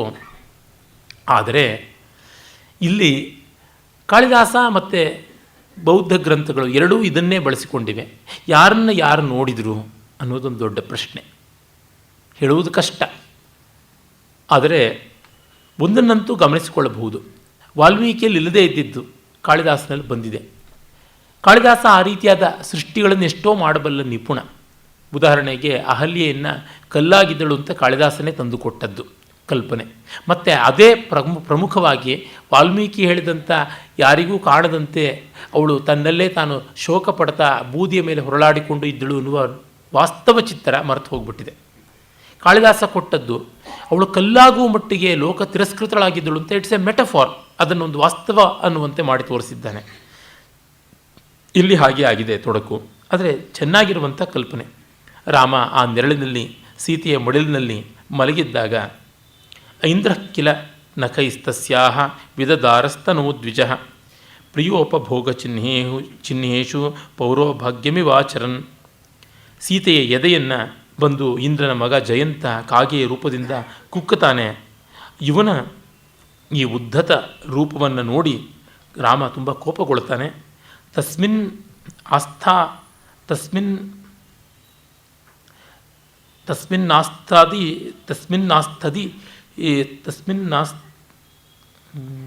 ಅಕ್ಷರದ ಸ್ಖಾಲಿತ್ಯ ಯಾವುದು ಆಗಿದೆ. ತಸ್ಮಿನ್ ಆಸ್ತದ್ ಇಶಿ ಕಾಸ್ತ್ರಂ ರಾಮೋ ರಾಮಾತ್ವಬೋಧಿತಃ ಆತ್ಮಾನಂ ಮುಮುಚೆ ತಸ್ಮಾದ್ ಏಕನೇತ್ರವ್ಯಯೇನ ಸಹ. ಆಗ ಒಂದು ಹುಲ್ಲು ಕಡ್ಡಿಯನ್ನು ಎಳೆದು, ಇಶೀಕ ಅಂದರೆ ಹುಲ್ಲು ಕಡ್ಡಿ, ಅದರ ಮೂಲಕವೇ ಒಂದು ಅಸ್ತ್ರ ಮಾಡಿದ. ಅದು ಇಶೀಕಾಸ್ತ್ರ ಅಥವಾ ಐಶೀಕಾಸ್ತ್ರ, ಬ್ರಹ್ಮಾಸ್ತ್ರ ಅಂತಲೂ ಬರುತ್ತದೆ. ರಾಮಾವಬೋಧಿತ, ರಾಮ ಅಂದರೆ ಹೆಣ್ಣು, ಸೀತೆಯಿಂದ ಅವನು ಕೇಳಲ್ಪಟ್ಟವನಾಗಿ ಸೀತೆಯ ಸಂಕಟವನ್ನು ಕಂಡು ರಾಮ ಕೆರಳಿ ಆ ಬಾಣಪ್ರಯೋಗ ಮಾಡಿ ಅದರ ಕಣ್ಣಿನ ಸಂಚಕಾರ ತರುವ ಮೂಲಕವಾಗಿ ತನ್ನ ಪ್ರತಿಕ್ರಿಯೆಯನ್ನು ಮಾಡಿದ ಅಂತನ್ನುವಂಥದ್ದು. ಇಲ್ಲಿ ಯಾವುದೇ ವರ್ಣನ ಸಾಮಗ್ರಿ, ಕಲ್ಪನಾ ಸಾಮಗ್ರಿ, ಅಲಂಕಾರ ಸಾಮಗ್ರಿ ಬಂದಿಲ್ಲ ಕವಿಯಲ್ಲಿ. ಆದರೆ ಈ ಪ್ರಸಂಗ ತುಂಬ ಮುಖ್ಯ ಅಂತ ಕಾಳಿದಾಸನಿಗೆ ಅನಿಸಿದೆ. ಇಷ್ಟು ಅಡಕ ಮಾಡುವಾಗಲೂ ಇದನ್ನು ಬಿಟ್ಟಿಲ್ಲ. ನೋಡಿ, ಶರಭಂಗ, ಸುತೀಕ್ಷ್ಣಾದಿ ಋಷಿಗಳನ್ನು ನೋಡಿದ್ದು, ಭರದ್ವಾಜ ಮತ್ತು ಅಗಸ್ತ್ಯ ಇತ್ಯಾದಿಗಳ ಆತಿಥ್ಯ ಸ್ವೀಕರಿಸಿದ್ದು, ಇವು ಯಾವುದನ್ನೂ ಕೂಡ ಅವನು ತೆಗೆದುಕೊಂಡಿಲ್ಲ. ಆದರೆ ಇದನ್ನು ಗಮನಿಸಿಕೊಂಡಿದ್ದಾನೆ. ವಿರಾಧವಧೆ ಇತ್ಯಾದಿಯನ್ನು ಅವನು ಗಮನಿಸಿಲ್ಲ. ಇದನ್ನು ಪ್ರಾಯಶಃ ಯಾಕೆ ಅಂದರೆ ರಾಮನಿಗೆ ಸೀತೆಗೇನಾದರೂ ಯಾರೇನಾದರೂ ತೊಂದರೆ ಮಾಡಿದ್ರೆ ಎಷ್ಟು ತೀವ್ರವಾಗಿ ಗಮನಿಸ್ತಾ ಇದ್ದ ಅನ್ನೋದನ್ನು ತೋರ್ಪಡಿಸುತ್ತದೆ. ನಾವು ಸಾಮಾನ್ಯ ಹೇಳ್ತೀವಿ ಗುಬ್ಬಿ ಮೇಲೆ ಬ್ರಹ್ಮಾಸ್ತ್ರ ಅಂತ, ಕಾಗೆ ಮೇಲೆ ಬ್ರಹ್ಮಾಸ್ತ್ರ ಬಿಟ್ಟ ರಾಮ ಅಕ್ಷರಶಃ. ಇದು ರಾಮನ ಸೀತಾ ಪ್ರೀತಿಯನ್ನು ತೋರಿಸುವಂಥದ್ದು. ಅದಕ್ಕಾಗಿ ಕಾಳಿದಾಸ ಈ ಒಂದು ಪ್ರಕರಣವನ್ನು ಉಲ್ಲೇಖ ಮಾಡಿದ್ದಾನೆ ಅನಿಸುತ್ತೆ. ರಾಮಸ್ತ್ವಾಸನ್ನ ದೇಶತ್ವಾತ್ ಭರತ ಆಗಮನಂ ಪುನಃ ಆಶಂಕ್ಯೋತ್ಸುಕ ಸಾರಂಗಾಂ ಚಿತ್ರಕೂಟಸ್ಥಲೀಂ ಜಹು. ನಂದಿಗ್ರಾಮದ ಹತ್ತಿರದಲ್ಲಿ ಭರತ ಇದ್ದಾನೆ, ಚಿತ್ರಕೂಟದಲ್ಲಿ ರಾಮ. ರಾಮ ಇದ್ದ ಜಾಗ ಗೊತ್ತಾಯಿತು. ಇನ್ನು ಪದೇ ಪದೇ ಬರ್ತಾನೆ. ಬಂದು ಅದು ಮಾಡಿದ್ದೀನಿ, ಇದು ಮಾಡಿದ್ದೀನಿ, ಅದು ಕಟ್ಟಿಸ್ಕೊಂಡು ಬರ್ತೀನಿ, ಇದು ಕಟ್ಟಿಸ್ಕೊಂಡು ಬರ್ತೀನಿ ಅಂತ ಶುರು ಮಾಡ್ತಾನೆ. ತನ್ನ ವನವಾಸ ವ್ರತಕ್ಕೆ ಭಂಗ ಆಗುತ್ತದೆ. ಜನಗಳು ಬಂದು ಹೋಗ್ತಾರೆ. ವನವಾಸ ಆಗೋದಿಲ್ಲ, ಉಪವನವಾಸ ಆಗಿಬಿಡುತ್ತೆ ಅಂತ ರಾಮ ಶಂಕೆ ಮಾಡಿಕೊಂಡು ದೂರದ ದಂಡಕಾರಣ್ಯಕ್ಕೆ ಪಂಚವಟಿಗೆ ಹೊರಟ ಅಂತ. ಅಲ್ಲಿ ಕವಿ ಒಂದು ಸೊಗಸಾದ ಸಾಭಿಪ್ರಾಯ ವಿಶೇಷಣವನ್ನು ಹೇಳ್ತಾನೆ. ಚಿತ್ರಕೂಟ ಎಂಥದ್ದು ಆಶಂಕ್ಯ ಉತ್ಸುಕ ಸಾರಂಗಾಂ ಜಹೋ ಚಿತ್ರಕೂಟ ಸ್ಥಳೀಂ. ಸಂಕಟ ಪಡ್ತಾ ಇರುವ ಜಿಂಕೆಗಳುಳ್ಳ ಆ ಚಿತ್ರಕೂಟವನ್ನು ಬಿಟ್ಟ ಅಂತ. ರಾಮ ಹೊರಟ ಅಂದರೆ ಅಲ್ಲಿದ್ದ ಜಿಂಕೆಗಳಿಗೂ ಬೇಸರವಾಗ್ತಾ ಇತ್ತು ಅಂತ. ಇದು ಆ ಕವಿಯ, ಆ ಮಹಾಕವಿಯ ಒಂದು ಟಚ್ ಅಂತೀವಲ್ಲ, ಆ ಸ್ಪರ್ಶ, ಮಾಂತ್ರಿಕ ಸ್ಪರ್ಶ ಅಂಥದ್ದು. ಸುಮ್ಮನೆ ಹೇಳಿದೆ ಅಲ್ಲಿ ಒಂದು ಸೊಗಸಾಗಿರುವ ವಿಶೇಷಣವನ್ನು, ಸಾಭಿಪ್ರಾಯ ವಿಶೇಷಣವನ್ನು ಕೊಡೋದಿದೆಯಲ್ಲ, ಅದು ಬಹಳ ದೊಡ್ಡದು. ರಾಮ ಮತ್ತು ಸೀತೆ, ಲಕ್ಷ್ಮಣಾದಿಗಳು ಎಷ್ಟು ಪ್ರೀತಿಯಿಂದ ಪರಿಸರವನ್ನು ಕಾಣ್ತಾ ಇದ್ದರು ಅನ್ನೋದು ಕೂಡ ತೋರ್ಪಡಿಸುವಂಥದ್ದು. ಸಂಸ್ಕೃತ ಕವಿಗಳಲ್ಲಿ ಕಾಳಿದಾಸನೇ ಈ ಥರ ಒಂದು ವಿಶಿಷ್ಟವಾಗಿ ವಿಶೇಷಣಗಳನ್ನು ಬಳಸುವುದು. ಆಮೇಲೆ ಬಾಣ ಮತ್ತು ಭೌಭೂತಿಗೆ ಬರ್ತಾರೆ. ಮಿಕ್ಕವರೆಲ್ಲ ಅಂಥದ್ದೇನು ಸ್ವಾರಸ್ಯ ಕಾಣೋಲ್ಲ. ಪ್ರಯಯ ಆತಿಥೇಯೇಷು ವಸನ್ ಋಷಿಕುಲೇಶು ಸಹ ದಕ್ಷಿಣಾಂ ದಿಶಂ ವೃಕ್ಷೇಶು ವಾರ್ಷಿಕೇಶ್ವಿವ ಭಾಸ್ಕರ. ಈಗ ಅವನು ಹೊರಡ್ತಾನೆ, ದಕ್ಷಿಣಕ್ಕೆ ಹೊರಡ್ತಾನೆ. ಅಲ್ಲಲ್ಲಿ ಋಷಿಗಳ ಆಶ್ರಮದಲ್ಲಿ ತಂಗುತ್ತಾನೆ ಅಂತ. ಆ ಮೂಲಕವೇ ನಾವು ಶರಭಂಗ, ಸುತೀಕ್ಷ್ಣ, ಅಗಸ್ತ್ಯ ಇವರುಗಳನ್ನೆಲ್ಲವನ್ನು ಊಹೆ ಮಾಡಿಕೊಳ್ಬೇಕು. ದಕ್ಷಿಣಾಂ ದಿಶಂ ವೃಕ್ಷೇಶು ವಾರ್ಷಿಕೇಶು ಭಾಸ್ಕರ ಇವ ಅಂತ. ಅಂದರೆ ದಕ್ಷಿಣಾಯನದಲ್ಲಿ ಹೇಗೆ ಸೂರ್ಯ ದಕ್ಷಿಣ ದಿಕ್ಕಿಗೆ ತಿರುಗ್ಕೊಳ್ತಾನೋ ಆ ರೀತಿಯಲ್ಲಿ ಇವನಾದ ಅಂತ. ಅಂದರೆ ನಮಗೆ ಗೊತ್ತಿದೆ, ಸೂರ್ಯ ಯಾವಾಗ ಮಕರಕ್ಕೆ ಬರ್ತಾನೋ ಆಗ ಉತ್ತರಾಯಣದ ಆರಂಭ. ಮಕರ, ಕುಂಭ, ಮೀನ, ಮೇಷ, ವೃಷಭ, ಮಿಥುನ ಅಲ್ಲಿಗೆ ಬಂದಾಗ, ಆಮೇಲೆ ಕರ್ಕಾಟಕಕ್ಕೆ ಬಂದಾಗಲಿಂದ ವೃಶ್ಚಿಕಕ್ಕೆ ಬರುವವರೆಗೂ, ಧನುಸ್ಸಿಗೆ ಬರುವವರೆಗೂ ದಕ್ಷಿಣಾಯನ ಅಂತ ಗೊತ್ತಿರುವಂಥದ್ದು. ಅಲ್ಲಿ ಪರಾಕಾಷ್ಠೆಯಲ್ಲಿರೋದು ಯಾವಾಗ, ಅತ್ತ ಕಡೆ ಮೇಷರಾಶಿಯಲ್ಲಿ, ಇತ್ತ ಕಡೆಗೆ ತುಲಾ ರಾಶಿಯಲ್ಲಿ ಬಂದಾಗ ಎದ್ದು ಕಾಣುವಂತೆ ವ್ಯತ್ಯಾಸಗಳು ತೋರಿಸುತ್ತದೆ. ಹೀಗೆ ಸೂರ್ಯ ಯಾವ ರೀತಿಯಾಗಿ ಆಯನಗಳನ್ನು, ತನ್ನ ಹಾದಿಯನ್ನು ವ್ಯತ್ಯಾಸ ಮಾಡಿಕೊಳ್ತಾನೋ ರಾಮ ಆ ಥರ ಮಾಡಿಸಿಕೊಂಡ ಅಂತ. ಇಲ್ಲಿ ರಾಮನಿಗೆ ಸೂರ್ಯನ ಹೋಲಿಕೆ ಕೊಡುವುದಂತೂ ರಘುವಂಶೀಯರಿಗೆ ತುಂಬ ಸಹಜವಾದದ್ದು, ಬಹಳ ಚೆನ್ನಾಗಿದೆ. ಬಭೌ ತಮನು ಗಚ್ಚಂತಿ ವಿದೇಹಾಧಿಪತೆ ಸುತ ಪ್ರತಿಷಿದ್ಧಾಪಿ ಕೈಕೇಯ ಲಕ್ಷ್ಮೀರಿವಗುಣೋನ್ಮುಖಿ. ತುಂಬ ಚೆನ್ನಾದ ಶ್ಲೋಕ ಇದು. ರಾಮ ದಂಡಕಾರಣ್ಯದ ಕಡೆಗೆ ಬಂದಾಗ ಅವನನ್ನು ನೆರಳಂತೆ ಅನುಸರಿಸುವ ಸೀತೆಯನ್ನು ಕಂಡಾಗ ಕೈಕೇಯಿ ತಡೆದಿದ್ದರೂ ಕೂಡ ಗುಣದಿಂದ, ರಾಮನ ಗುಣವಿಶೇಷಗಳಿಂದ ಪ್ರೀತಳಾದ ರಾಜ್ಯಲಕ್ಷ್ಮಿಯೇ ಬರ್ತಾ ಇದ್ದಳು ಎಂಬಂತೆ ತೋರಿದಳು ಅಂತ ತುಂಬ ಸೊಗಸಾದ ಉತ್ಪ್ರೇಕ್ಷಾಲಂಕಾರವನ್ನು ಮಾಡಿದ್ದಾನೆ. ಈಗ ಅತ್ರಿ ಆಶ್ರಮಕ್ಕೆ ಬಂದದ್ದನ್ನು ಹೇಳ್ತಾನೆ. ಅನಸೂಯಾತಿ ಸೃಷ್ಟೇನ ಪುಣ್ಯಗಂಧೇನ ಕಾನನಂ ಸಾಚಕಾರಂಗರಾಗೇಣ ಪುಷ್ಪೋಚ್ಚಲಿತ ಷಟ್ಪದಂ. ದಾರಿಯಲ್ಲಿ ಅನಸೂಯಾತ್ರಿಗಳ ಆಶ್ರಮಕ್ಕೆ ಹೋಗಿದ್ದು ತುಂಬ ಸುಂದರವಾದ ಭಾಗ. ಅಯೋಧ್ಯಾಕಾಂಡದ ಕಟ್ಟಕಡೆಯ ಭಾಗ ಅತ್ರಿ ಮಹರ್ಷಿಗಳ ಆಶ್ರಮಕ್ಕೆ ಹೋಗಿ ಅವರ ಮೂಲಕವೇ ಅನಸೂಯೆಯ ಪರಿಚಯವನ್ನು ಪಡೆದದ್ದು. ತುಂಬ ತುಂಬ ಚೆನ್ನಾಗಿರುವುದು. ನಮ್ಮ ಪುರಾಣಾದಿ ಕಥೆಗಳಲ್ಲಿ, ಮಹಾಕಾವ್ಯಗಳಲ್ಲಿ ಗಂಡ ತನ್ನ ಹೆಂಡತಿಯನ್ನು ತನಗಿಂತ ದೊಡ್ಡವಳು ಅಂತ ಹೇಳಿ ಮತ್ತೊಬ್ಬರಿಗೆ ಪರಿಚಯ ಮಾಡಿಕೊಡುವ ಸಂದರ್ಭ ಇಲ್ಲವೆಂಬಷ್ಟು ವಿರಳ. ಇಲ್ಲಿ ವಯಸ್ಸಿನಿಂದ, ಗುಣದಿಂದ, ತಪಸ್ಸಿನಿಂದ ಹಿರಿಯರಾಗಿದ್ದ ಅತ್ರಿ ಮಹರ್ಷಿಗಳು ಅನಸೂಯಾದೇವಿಯನ್ನು ರಾಮಲಕ್ಷ್ಮಣರಿಗೆ, ಸೀತೆಗೆ ಪರಿಚಯ ಮಾಡಿಸ್ತಾ ಇವಳಿಗೆ ಕಾಲಿಗೆ ಬೀಳಿ ನಮಸ್ಕಾರ ಮಾಡಿ, ಇವಳು ಮಹಾಪತಿವ್ರತೆ, ಮಹಾಸಾಧ್ವಿಮಣಿ, ತಪಸ್ವಿನಿ, ಇವಳ ಸಾಧನೆ ತುಂಬ ದೊಡ್ಡದು ಅಂತ ಅದನ್ನೆಲ್ಲ ಹೇಳುವಂಥದ್ದು ಬರುತ್ತೆ. ತುಂಬ ಚೆನ್ನಾಗಿರುವ ಭಾಗ. ಆ ಅನಸೂಯೆ ಸೀತೆಯ ಪಾತಿವ್ರತ್ಯವನ್ನು, ಪತಿ ಸೇವೆಯನ್ನು ಮೆಚ್ಚಿ ಮತ್ತು ಅವಳು ಮದುವೆಯ ಕಥೆಯನ್ನು ಹೇಳಿರ್ತಾಳೆ. ರಾಮಾಯಣದಲ್ಲಿ ಅದೆಲ್ಲ ಚೆನ್ನಾಗಿ ಬರುತ್ತದೆ. ಅವಳಿಗೆ ಎಂದೂ ಬಾಡದ ಹೂಗಳನ್ನು, ಎಂದೂ ಮಾಸದ ವಸ್ತ್ರವನ್ನು, ಕಾಂತಿ ಕುಂದದ ಒಡವೆಗಳನ್ನು ಕೊಟ್ಟಿರ್ತಾಳೆ ಅಂತ ಬರುತ್ತದೆ. ಆ ಒಂದು ಅಂಗರಾಗ, ಅಲಂಕಾರ, ಮೈಗೆ ಹಚ್ಚಿಕೊಳ್ಳುವ ಬಣ್ಣ, ಪರಿಮಳ ದ್ರವ್ಯಗಳಿಂದ ಮತ್ತು ಆ ತಪೋ ಬಲದಿಂದ ಬಂದದ್ದಾದ ಕಾರಣ ಅನಸೂಯಾದೇವಿಯ ಪುಣ್ಯ ಗಂಧದಿಂದ ವಿಶಿಷ್ಟವಾಗಿ ಪರಿಮಳಿತವಾದ ಆ ಒಂದು ಪ್ರಸಾಧನ ಸಾಧನಗಳು ಇಡೀ ಕಾಡಿಗೇನೆ ಆಕರ್ಷಣೆಯಾಗಿ ಪುಷ್ಪೋಚ್ಚಲಿತ ಷಟ್ಪದಂ ಚಕಾರ. ದುಂಬಿಗಳು ತಮಗಿಷ್ಟವಾದ ಹೂಗಳಿಂದ ಬಿಟ್ಟು ಇವಳ ಹಿಂದೆ ಬರುವಂತೆ ಮಾಡಿಬಿಟ್ಲು ಸೀತೆ ಅಂತ. ತುಂಬ ಒಳ್ಳೆಯ ಅಬ್ಸರ್ವೇಷನ್ನು, ಭಾಳ ಚೆನ್ನಾಗಿರುವಂಥ ಒಂದು ಅಪ್ಪಟ ಕವಿತೆಯನ್ನು ಬರೆದಿದ್ದಾನೆ ಕವಿ ಕಾಳಿದಾಸ. ಸಂಧ್ಯಾಭ್ರ ಕಪಿಶಾಸ್ತಸ್ಯ ವಿರಾಧೋ ನಾಮ ರಾಕ್ಷಸ ಅತಿಷ್ಠನ್ ಮಾರ್ಗಮ ಆವೃತ್ಯ ರಾಮಸ್ಯೇಂದೋರಿವ ಗ್ರಹ. ಸಂಧ್ಯಾಭ್ರ ಕಪಿಶಸ್ತಸ್ಯ, ಸಂಧ್ಯಾಕಾಲದ ಆಕಾಶದ ಹಾಗೆ ಕೆಂಪಗಿರತಕ್ಕಂಥ ವಿರಾಧ ರಾಕ್ಷಸ ಅವರ ಮಾರ್ಗವನ್ನು ತಡೀತಾನೆ. ಹೇಗೆ ಅಂದರೆ ಚಂದ್ರನನ್ನು ರಾಹು ತಡೆಯುವಂತೆ ತಡೆದ ಅಂತ. ಅದು ಗೊತ್ತೇ ಇದೆ ನಮಗೆ ಕಥೆ, ಅರಣ್ಯಕಾಂಡದ ಆರಂಭದಲ್ಲಿಯೇ ಬರುತ್ತದೆ. ಸಜಹಾರ ತಯೋರ್ ಮಧ್ಯೆ ಮೈಥಿಲೀಂ ಲೋಕಶೋಷಣ ನಭೋ ನಭಸ್ಯಯೋರ್ ವೃಷ್ಟಿಂ ಅವಗ್ರಹ ಇವ ಅಂತಾರೆ. ಅಣ್ಣ ತಮ್ಮಂದಿರ ನಡುವೆ ರಕ್ಷಿತಳಾಗಿ ಬರ್ತಾ ಇದ್ದ ಸೀತೆಯನ್ನು ಅವನು ಅಪಹರಿಸ್ತಾನೆ. ಹೇಗೆ ಅಂದರೆ ನಭೋ ನಭಸ್ಯಯೋರ್ ಮಧ್ಯೆ ಅವಗ್ರಹ ವೃಷ್ಟಿಂ ಇವ ಅಂತ. ನಭಸ್ ಅನ್ನುವಂಥ ಹೆಸರು ಶ್ರಾವಣ ಮಾಸಕ್ಕೆ, ನಭಸ್ಯ ಅನ್ನುವುದು ಭಾದ್ರಪದ ಮಾಸಕ್ಕೆ. ಈ 2 ತಿಂಗಳ ಒಂದು ಅವಧಿಯಲ್ಲಿ ವಿಶೇಷವಾಗಿ ಮಳೆ ಬರುತ್ತೆ. ಶ್ರಾವಣ ಭಾದ್ರಪದಗಳಲ್ಲಿಯೇ ಮಳೆ. ಈ 2 ತಿಂಗಳ ಹಾಗೆ ಅಣ್ಣ ತಮ್ಮಂದಿರಿದ್ದರು, ಶ್ರಾವಣ ಭಾದ್ರಪದಗಳ ಹಾಗೆ. ಅವರ ನಡುವಿದ್ದ ಮಳೆ ಅನ್ನುವಂತೆ ಇದ್ದ ಆ ಸೀತೆಯನ್ನು ಅವಗ್ರಹ, ಕ್ಷಾಮ ಹೇಗೆ ಅಪಹರಿಸುತ್ತೋ ಹಾಗೆ ಅಂತ. ಈ ಮಳೆಗಾಲದಲ್ಲಿ ಕ್ಷಾಮ ಬಂದುಬಿಟ್ರೆ ಕೆಲವೊಮ್ಮೆ ಆಗಿಬಿಡುತ್ತೆ ಅನಾವೃಷ್ಟಿ ಆಗುವಂಥದ್ದು. ಕೆಲವೊಮ್ಮೆ ನಮಗೆ ಮಳೆ ಬರಬೇಕಾದ ಕಾಲದಲ್ಲೂ ಮಳೆ ಬರಲಿಲ್ಲ ಅಂತ ಗೊತ್ತಾಗುತ್ತೆ. ಮೋಡಗಳನ್ನು ಇನ್ಯಾವುದೋ ಗಾಳಿ ಅಪಹರಿಸಿಕೊಂಡು ಹೋಗುವಂಥದ್ದು ಆ ರೀತಿಯಾಗಿ ಮಾಡ್ತು ಅಂತ. ಇಲ್ಲಿ ನಭೋ ನಭಸ್ಯ ಅನ್ನುವ ಪುಲ್ಲಿಂಗ ಶಬ್ದಗಳು, ವೃಷ್ಟಿ ಅನ್ನುವ ಸ್ತ್ರೀಲಿಂಗ ಶಬ್ದ, ಅವಗ್ರಹ ಅಂತಂದರೆ ಕ್ಷಾಮ ಅದು ಮತ್ತು ಪುಲ್ಲಿಂಗ ಶಬ್ದ. ಇವೆಲ್ಲವನ್ನೂ ಎಷ್ಟು ಚೆನ್ನಾಗಿ ಕವಿ ಸಂಯೋಜನೆ ಮಾಡಿದ್ದಾನೆ. ಮತ್ತು ಪ್ರಕೃತಿಯ ಪರಿಶೀಲನೆಯಿಂದ ಬಂದ ಉಪಮೆ ನೋಡಿದಾಗ ತುಂಬ ಚೆನ್ನಾಗಿರುವ ಅಲಂಕಾರ ಅಂತ ಗೊತ್ತಾಗುತ್ತದೆ.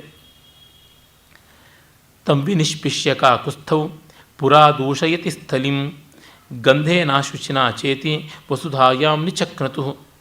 ಅವನನ್ನು ಕೊಂದು ಮೈಥಿಲಿಯ ಅಂಗರಾಗಗಳ ಪುಣ್ಯಗಂಧ ಅನಸೂಯೆಯ ತಪಪ್ರಭಾವದಿಂದ ವಾಸಿತವಾದ ಈ ಕಾಡಿನಲ್ಲಿ ಇವನ ದೇಹದ ದುರ್ಗಂಧ ಬರುವುದು ಬೇಡ ಅಂತ ಆಳವಾಗಿ ಹಳ್ಳ ಅಗೆದು ಹೂತಿಬಿಟ್ರು ಅಂತ. ತುಂಬ ಚೆನ್ನಾಗಿರುವ ಹೇತುತ್ಪ್ರೇಕ್ಷ ಅಲಂಕಾರ. ಪಂಚವಟ್ಯಾಂ ತಥೋ ರಾಮ ಶಾಸನಾತ್ ಕುಂಭಜನ್ಮನಃ ಅನಪೋಢ ಸ್ಥಿತಿಸ್ತಸ್ಥೌ ವಿಂಧ್ಯಾದ್ರಿ ಪ್ರಕೃತಾವಿವ. ಅಲ್ಲಿಯೇ ಮುಂದೆ ಬಂದರೆ ಅಗಸ್ತ್ಯರ ಆಶ್ರಮ ಕಾಣಿಸುತ್ತದೆ. ಆ ಅಗಸ್ತ್ಯರ ಅಪೇಕ್ಷೆಯಂತೆ ಇನ್ನು ಮುಂದೆ ಹೋಗದೆ ಅಲ್ಲಿಯೇ ಉಳಿದ, ದಂಡಕಾರಣ್ಯದಲ್ಲೇ ಪಂಚವಟಿಯಲ್ಲಿಯೇ ಉಳಿದ ಅಂತ. ಅದು ಹೇಗೆ ಉಳಿದ ಅಂತಂದರೆ ಅಗಸ್ತ್ಯರ ಮಾತಿಗೆ ವಿಂಧ್ಯ ಪರ್ವತವೂ ಮೇಲೆ ಬೆಳೆಯದೆ ನಿಂತು ಬಿಡುತ್ತಲ್ಲ, ಆ ರೀತಿಯಲ್ಲಿ ತಾನು ಇನ್ನು ಮುಂದೆ ಹೋಗದೆ ನಿಂತ ಅಂತ. ತುಂಬ ಸೊಗಸಾದ ಹೋಲಿಕೆಯನ್ನು ಕೊಟ್ಟಿದ್ದಾನೆ. ಇದು ಪುರಾಣವನ್ನು ಸಮರ್ಥವಾಗಿ ಬಳಸಿಕೊಳ್ಳುವ ಸ್ವಾರಸ್ಯ ಅಂತ ಗೊತ್ತಾಗುತ್ತದೆ. ರಾವಣಾವರಜ ತತ್ರ ರಾಘವಂ ಮದನಾತುರ ಅಭಿಪೇದೆ ನಿದಾಘಾರ್ಥ ವ್ಯಾಲೀವ ಮದನ ಮಲಯದ್ರುಮಂ. ಈಗ ಶೂರ್ಪಣಕ್ಕೆ ಬರ್ತಾಳೆ. ಅವಳು ರಾವಣಾವರಜ, ರಾವಣನ ತಂಗಿ ಅಂತಲೇ ತುಂಬ ಚೆನ್ನಾಗಿ ಸಾಭಿಪ್ರಾಯವಾದಂಥ ಒಂದು ಸೊಗಸನ್ನು ಕವಿ ಹೇಳ್ತಾ ಇದ್ದಾನೆ. ಯಾಕೆ ಅಂತಂದರೆ ಅವಳು ರಾವಣನ ತಂಗಿ, ಇನ್ನು ಒಬ್ಬ ತಮ್ಮ ರಾವಣನಿಗಿದ್ದ ವಿಭೀಷಣ, ಅವನ ಸಹೋದರಿ ಅಲ್ಲ ಅವಳು ಅಂತ. ರಾವಣನ ತಂಗಿ. ರಾವಣ ಹೇಗೆ ಜಗತ್ತಿನ ಹೆಂಗಸರ ಮೇಲೆಲ್ಲ ಕಣ್ಣಿಟ್ಟ, ಇವಳು ಗಂಡಸರ ಮೇಲೆ ಕಣ್ಣಿಟ್ಟವಳು ಅಂತ. ಅಂದರೆ ಒಂದು ನಾಮಪದವನ್ನು ಸಾಭಿಪ್ರಾಯ ಮಾಡುವಂಥ ಕವಿಯ ಚಾತುರ್ಯ ನೋಡಬೇಕು. ಅಭಿಪೇದೆ ನಿಧಾಗಾರ್ಥ ವ್ಯಾಲೀವ ಮಲಯದ್ರುಮಂ. ಬೇಗೆಯಿಂದ ತಾಳಲಾಗದ ಒಂದು ಹಾವು ಮಲಯ ಪರ್ವತದಲ್ಲಿ ಬೆಳೆದ ಚಂದನ ವೃಕ್ಷದ ನೆರಳಿಗೆ ಬಂದಂತೆ ಇವನ ಬಳಿ ಬಂದಳು. ರಾಮ ಚಂದನ ವೃಕ್ಷದಂತೆ ಪುಣ್ಯಗಂಧ ವಾಸಿತನಾದವನು. ಇವಳು ಮದನ ತಾಪದಿಂದ ಬರ್ತಾ ಇದ್ದಾಳೆ, ಬೇಗೆಯಿಂದ ಬಂದ ಹಾವಿನ ಹಾಗೆ ಅಂತ. ಹಾವುಗಳು ಬೇಸಿಗೆಯನ್ನೂ ತಾಳಲಾರವು, ಚಳಿಯನ್ನೂ ತಾಳಲಾರವು, ಕಷ್ಟ ಅದಿಲ್ಲಿ. ಮತ್ತು ಅವಳ ಒಂದು ಹಾವಿನ ಸ್ವರೂಪ, ಕುಟಿಲತೆ, ವಕ್ರತೆ, ವಿಷಭರಿತತೆ ಇವೆಲ್ಲ ಕೂಡ. ಜೊತೆಗೆ ಹಾವು ಚಂದನ ವೃಕ್ಷಕ್ಕೆ ಸುತ್ತಕೊಳ್ಳೋದಕ್ಕೆ ಬರುತ್ತೆ ಎನ್ನುವಂಥ ಕವಿಸಮಯ ಬೇರೆ ಉಂಟು. ಸಾಸೀತಾ ಸನ್ನಿಧ ಅವೇವ ತಂವಂವ್ರೆ ಕಥಿತಾನ್ವಯ ಅತ್ಯಾರೂಢೋ ಹಿ ನಾರೀಣಾಂ ಅಕಾಲಜ್ಞೋ ಮನೋಭವ. ಅವಳು ಸೀತೆಯ ಎದುರಿಗೆ ಲಜ್ಜೆ ಬಿಟ್ಟು ನೀನು ನನ್ನ ಮದುವೆ ಆಗಬೇಕು ಅಂತ ಕೇಳೋದಕ್ಕೆ ಆರಂಭ ಮಾಡಿದಳು. ಏನು ಮಾಡೋದು, ಕೆಲವು ಹೆಂಗಸರಿಗೆ ಈ ರೀತಿಯಾದ ಬಯಕೆಗಳು ಕಾಲ ದೇಶಗಳ ವಿವೇಕ ಇಲ್ಲದೆ ಬಂದುಬಿಡುತ್ತದೆ. ಅತಿಯಾದ ಒಂದು ಪ್ರಲೋಭನೆ ಅವರಲ್ಲಿ ಉಂಟಾಗುತ್ತದೆ ಅಂತ ಕವಿ ಹೇಳ್ತಾ ಇದ್ದಾನೆ. ಇದು ಒಂದು ಸಾಮಾನ್ಯವಾದ ಲೋಕ ದೃಷ್ಟಾಂತವನ್ನು ಹೇಳ್ತಾ ಇರೋದ್ರಿಂದ ಅರ್ಥಾಂತರನ್ಯಾಸ ಅಲಂಕಾರ ಆಗಿದೆ, ಅಥವಾ ಲೋಕೋಕ್ತಿ ಅಲಂಕಾರ ಅಂತಲೂ ಹೇಳಬಹುದು. ಅಂದರೆ ಸೀತೆ ಇದ್ದಾಗ ಹೇಳುವುದು ಹೇಗೆ, ಅದು ಅವಳಿಗೆ ವಿವೇಕ ಇಲ್ಲ. ಆ ತರಹ ಇದು ಗಮನಿಸಬೇಕಾದದ್ದು. ನಾವು ಹಿಂದು ಮುಂದು ನೋಡಿ ಮಾತಾಡಬೇಕು ಈ ಥರದ ಸಂದರ್ಭಗಳಲ್ಲಿ. ಅದೂ ಗೊತ್ತಿಲ್ಲದೆ ಇರತಕ್ಕಂಥ ಸಾಮಾನ್ಯ ಶಿಷ್ಟತೆ ಇರಲಿ, ಸಾಮಾನ್ಯ ನಯವೂ ಇಲ್ಲದೆ ಇರುವಂಥವಳು ಅಂತ. ಕಲತ್ರವಾನಹಂ ಬಾಲೆ ಕನೀಯಾಂ ಸಂಭಜಸ್ವಮೆ ಇತಿ ರಾಮೋ ವೃಷಸ್ಯಂತೀಂ ವೃಷಸ್ಕಂದಶ್ಯ ಶಾಸತಾಂ. ವಾಲ್ಮೀಕಿಗಳು ಈ ಸಂದರ್ಭದಲ್ಲಿ ಕೆಲವೊಂದು ಶಬ್ದಾಲಂಕಾರಗಳನ್ನು ಮಾಡ್ತಾರೆ, ವಿರೋಧ ಮೂಲವಾಗಿ. ವಿರೋಧಾಲಂಕಾರ ಇರುವಂತೆ ಶಬ್ದಾಲಂಕಾರ. ತರುಣಂ ದಾರುಣ ವೃದ್ಧ, ದಕ್ಷಿಣಂ ವಾಮಭಾಷಿಣಿ ಅಂತೆಲ್ಲ ಹೇಳ್ತಾರೆ. ಸುಮುಖಂ ದುರ್ಮುಖಿ ರಾಮಂ ವೃತ್ತಮಧ್ಯಂ ಮಹೋದರಿ ವಿಶಾಲಾಕ್ಷಂ ವಿರೂಪಾಕ್ಷಿ ಸುಕೇಶಂ ತಾಮ್ರಮೂರ್ಧಜ ಅಂತ. ಆ ರೀತಿಯಲ್ಲಿ ವೃಷಸ್ಕಂಧ ವೃಷಸ್ಯಂತಿ. ವೃಷಸ್ಯಂತಿ ಅಂದರೆ ಕಾಮುಕಿ. ಅವಳನ್ನು ವೃಷಸ್ಕಂಧ, ಗೂಳಿಯ ಹಾಗೆ ಇರುವ ಹೆಗಲುಳ್ಳಂಥ ಗಂಭೀರ ಮನೋಹರಾಕೃತಿಯ ರಾಮ. ಕಲತ್ರವಾನಹಂ, ಹೆಂಡತಿಯುಳ್ಳವನು ತಾನು, ತಮ್ಮನ ಬಳಿ ಹೋಗು ಅಂಥೇಳಿ ನೆಮ್ಮದಿಯಾಗಿ ಅವಳ ಕಡೆಗೆ ದೃಷ್ಟಿ ಬೇರೆ ಹೋಗುವಂತೆ ಮಾಡಿದ ಅಂತ. ಇಲ್ಲಿ ಒಂದೇ ಕಡೆ ರಾಮನ ಬಾಯಿಂದ ಒಂದು ಮಾತನ್ನು ಹೇಳಿಸ್ತಾ ಇದ್ದಾನೆ. ಅಂದರೆ ಇಲ್ಲಿವರೆಗೂ ಯಾವ ಪಾತ್ರವೂ ಮಾತಾಡಿದಂತೆ ಕವಿ ಬರೆದಿಲ್ಲ. ಇಲ್ಲಿ ಒಂದು ಕಡೆ ಕಲತ್ರವಾನಹಂ ಅನ್ನುವಂಥದ್ದು ಒಂದು ಸ್ವಾರಸ್ಯ. ಜ್ಯೇಷ್ಠಾಭಿಗಮನಾತ್ ಪೂರ್ವಂ ತೇನಾಪ್ಯನಭಿನಂದಿತ ಸಾಭೂದ್ರಾಮಾಶ್ರಯ ಭೂಯೋ ನದೀವೋಭಯಕೂಲಭಾಕ್. ಅಣ್ಣನ ಬಳಿ ಹೋಗದೆ ತನ್ನ ಬಳಿ ಬಂದದ್ದು ತಪ್ಪು, ತಾನು ಅಣ್ಣನ ಆಜ್ಞೆಯಲ್ಲಿರುವುದು ಅಂತ ಲಕ್ಷ್ಮಣ ಹೇಳ್ತಾ ಇದ್ದಂತೆ ಅವಳು ಮತ್ತೆ ರಾಮನ ಹತ್ತಿರ ಬರ್ತಾಳೆ. ಅದು ಹೇಗೆ ಅಂದರೆ ಕೊಬ್ಬಿ ಹರಿಯುವ ನದಿ ಎರಡು ದಡಗಳನ್ನು ಕುಸಿಯುವಂತೆ ಮಾಡುವ ಹಾಗೆ ಇವಳು ಎರಡು ಕಡೆಗೂ ನುಗ್ಗಿಕೊಂಡು ಬಂದಳು ಅಂತ. ನದೀವ ಉಭಯ ಕೂಲ ಭಾಕ್. ಆಗ ಇವಳಿಗೆ ಕೋಪ ಬಂತು. ಇವರೇನು ಇಬ್ಬರು ಸೇರಿ ಫುಟ್ಬಾಲ್ ಆಡ್ದಂಗೆ ಆಡ್ತಾ ಇದ್ದಾರೆ, ನನ್ನ ಅಲ್ಲಿಂದ ಇಲ್ಲಿಗೆ ತಳ್ತಾ ಇದ್ದಾರೆ ಅಂತ. ಸಂಭ್ರಂಭಂ ಮೈಥಿಲಿ ಹಾಸಃ ಕ್ಷಣ ಸೌಮ್ಯಾಂ ನಾಯತಾಂ ನಿವಾತಸ್ಥಿಮಿತಾಂ ವೇಲಾಂ ಚಂದ್ರೋದಯ ಇದು ಇವೋದಧೇಹೆ. ಸಮುದ್ರದ ಉಕ್ಕೇರುವಿಕೆ ಚಂದ್ರೋದಯದಲ್ಲಿ ಆಗುತ್ತದೆ. ಗಾಳಿಯಿಲ್ಲದೆ ಸ್ತಬ್ಧವಾಗಿದ್ದ ಸಮುದ್ರ ಚಂದ್ರೋದಯ ಬಂದಾಗ ಉಕ್ಕೇರಿ ದಡಮೀರಿ ಹರಿಯುವ ಹಾಗೆ ಮೈಥಿಲಿಯ ಹಾಸ ಅಂದರೆ ಇವಳು ಹೀಗೆ ಲಜ್ಜೆಗೆಟ್ಟು ಅಲ್ಲಿಂದಲ್ಲಿಗೆ ಇಲ್ಲಿಂದಲ್ಲಿಗೆ ಹೋಗ್ತಾ ಇದ್ದಾಳೆ. ಒಂದು ಸೂಕ್ಷ್ಮ ತಿಳ್ಕೊಳ್ಳಿಲ್ವಾ? ರಾಮನಿಗೆ ಸೀತೆ ಇದ್ದಾಳೆ, ಲಕ್ಷ್ಮಣಿಗೆ ಯಾರೂ ಬೇಡವಾಗಿದ್ದಾರೆ. ಇವರಿಬ್ಬರಿಗೂ ಬೇಡವಾದವಳು ತಾನು ಅನ್ನೋದನ್ನು ಅರ್ಥ ಮಾಡಿಕೊಂಡು ದೂರ ಹೋಗಬೇಕಲ್ವ. ಅದೂ ಗೊತ್ತಿಲ್ಲದೆ ಹೋಯ್ತಲ್ಲ, ಏನು ಮಾಡೋದು? ಆ ಒಂದು ಉನ್ಮಾದ ಯಾವುದೇ ವಿವೇಕವನ್ನು ಮನಸ್ಸಿನಲ್ಲಿ ಉಳಿಸೋಲ್ಲ ಅನ್ನುವಂಥದ್ದು. ಒಂದು ಕ್ಷಣಕಾಲ ಅವಳ ಸ್ಥಿತಿ ನೋಡಿ ಸೀತೆಗೆ ನಗು ಬಂತಂತೆ. ಆ ಸೀತೆಯ ಚಂದ್ರಮುಖ, ಆ ನಗೆಯ ಚಂದ್ರಕಾಂತಿ ಅವಳ ಅಂತರಂಗದ ಕ್ಷೋಭೆಯ ಸಮುದ್ರವನ್ನು ದಡಮೀರಿ ಉಕ್ಕೇರಿ ಬರುವ ಹಾಗೆ ಮಾಡ್ತು ಅಂತ. ಕ್ಷಣ ಸೌಮ್ಯ, ಒಂದು ಕ್ಷಣಕಾಲ ಸೌಮ್ಯಳಾಗಿದ್ದಲಷ್ಟೇ. ಸೌಮ್ಯತ್ವ ಅವಳ ಸಹಜ ಗುಣ ಅಲ್ಲ, ಕಥಂಚಿತ್ ಆರ್ಜಿಸಿಕೊಂಡಂಥ ಅಲ್ಪಕಾಲದ ಗುಣ ಅದು, ಅಥವಾ ಗುಣಾಭಾಸ. ಇದನ್ನು ಕವಿ ಹೇಳ್ತಾ ಇದ್ದಾನೆ.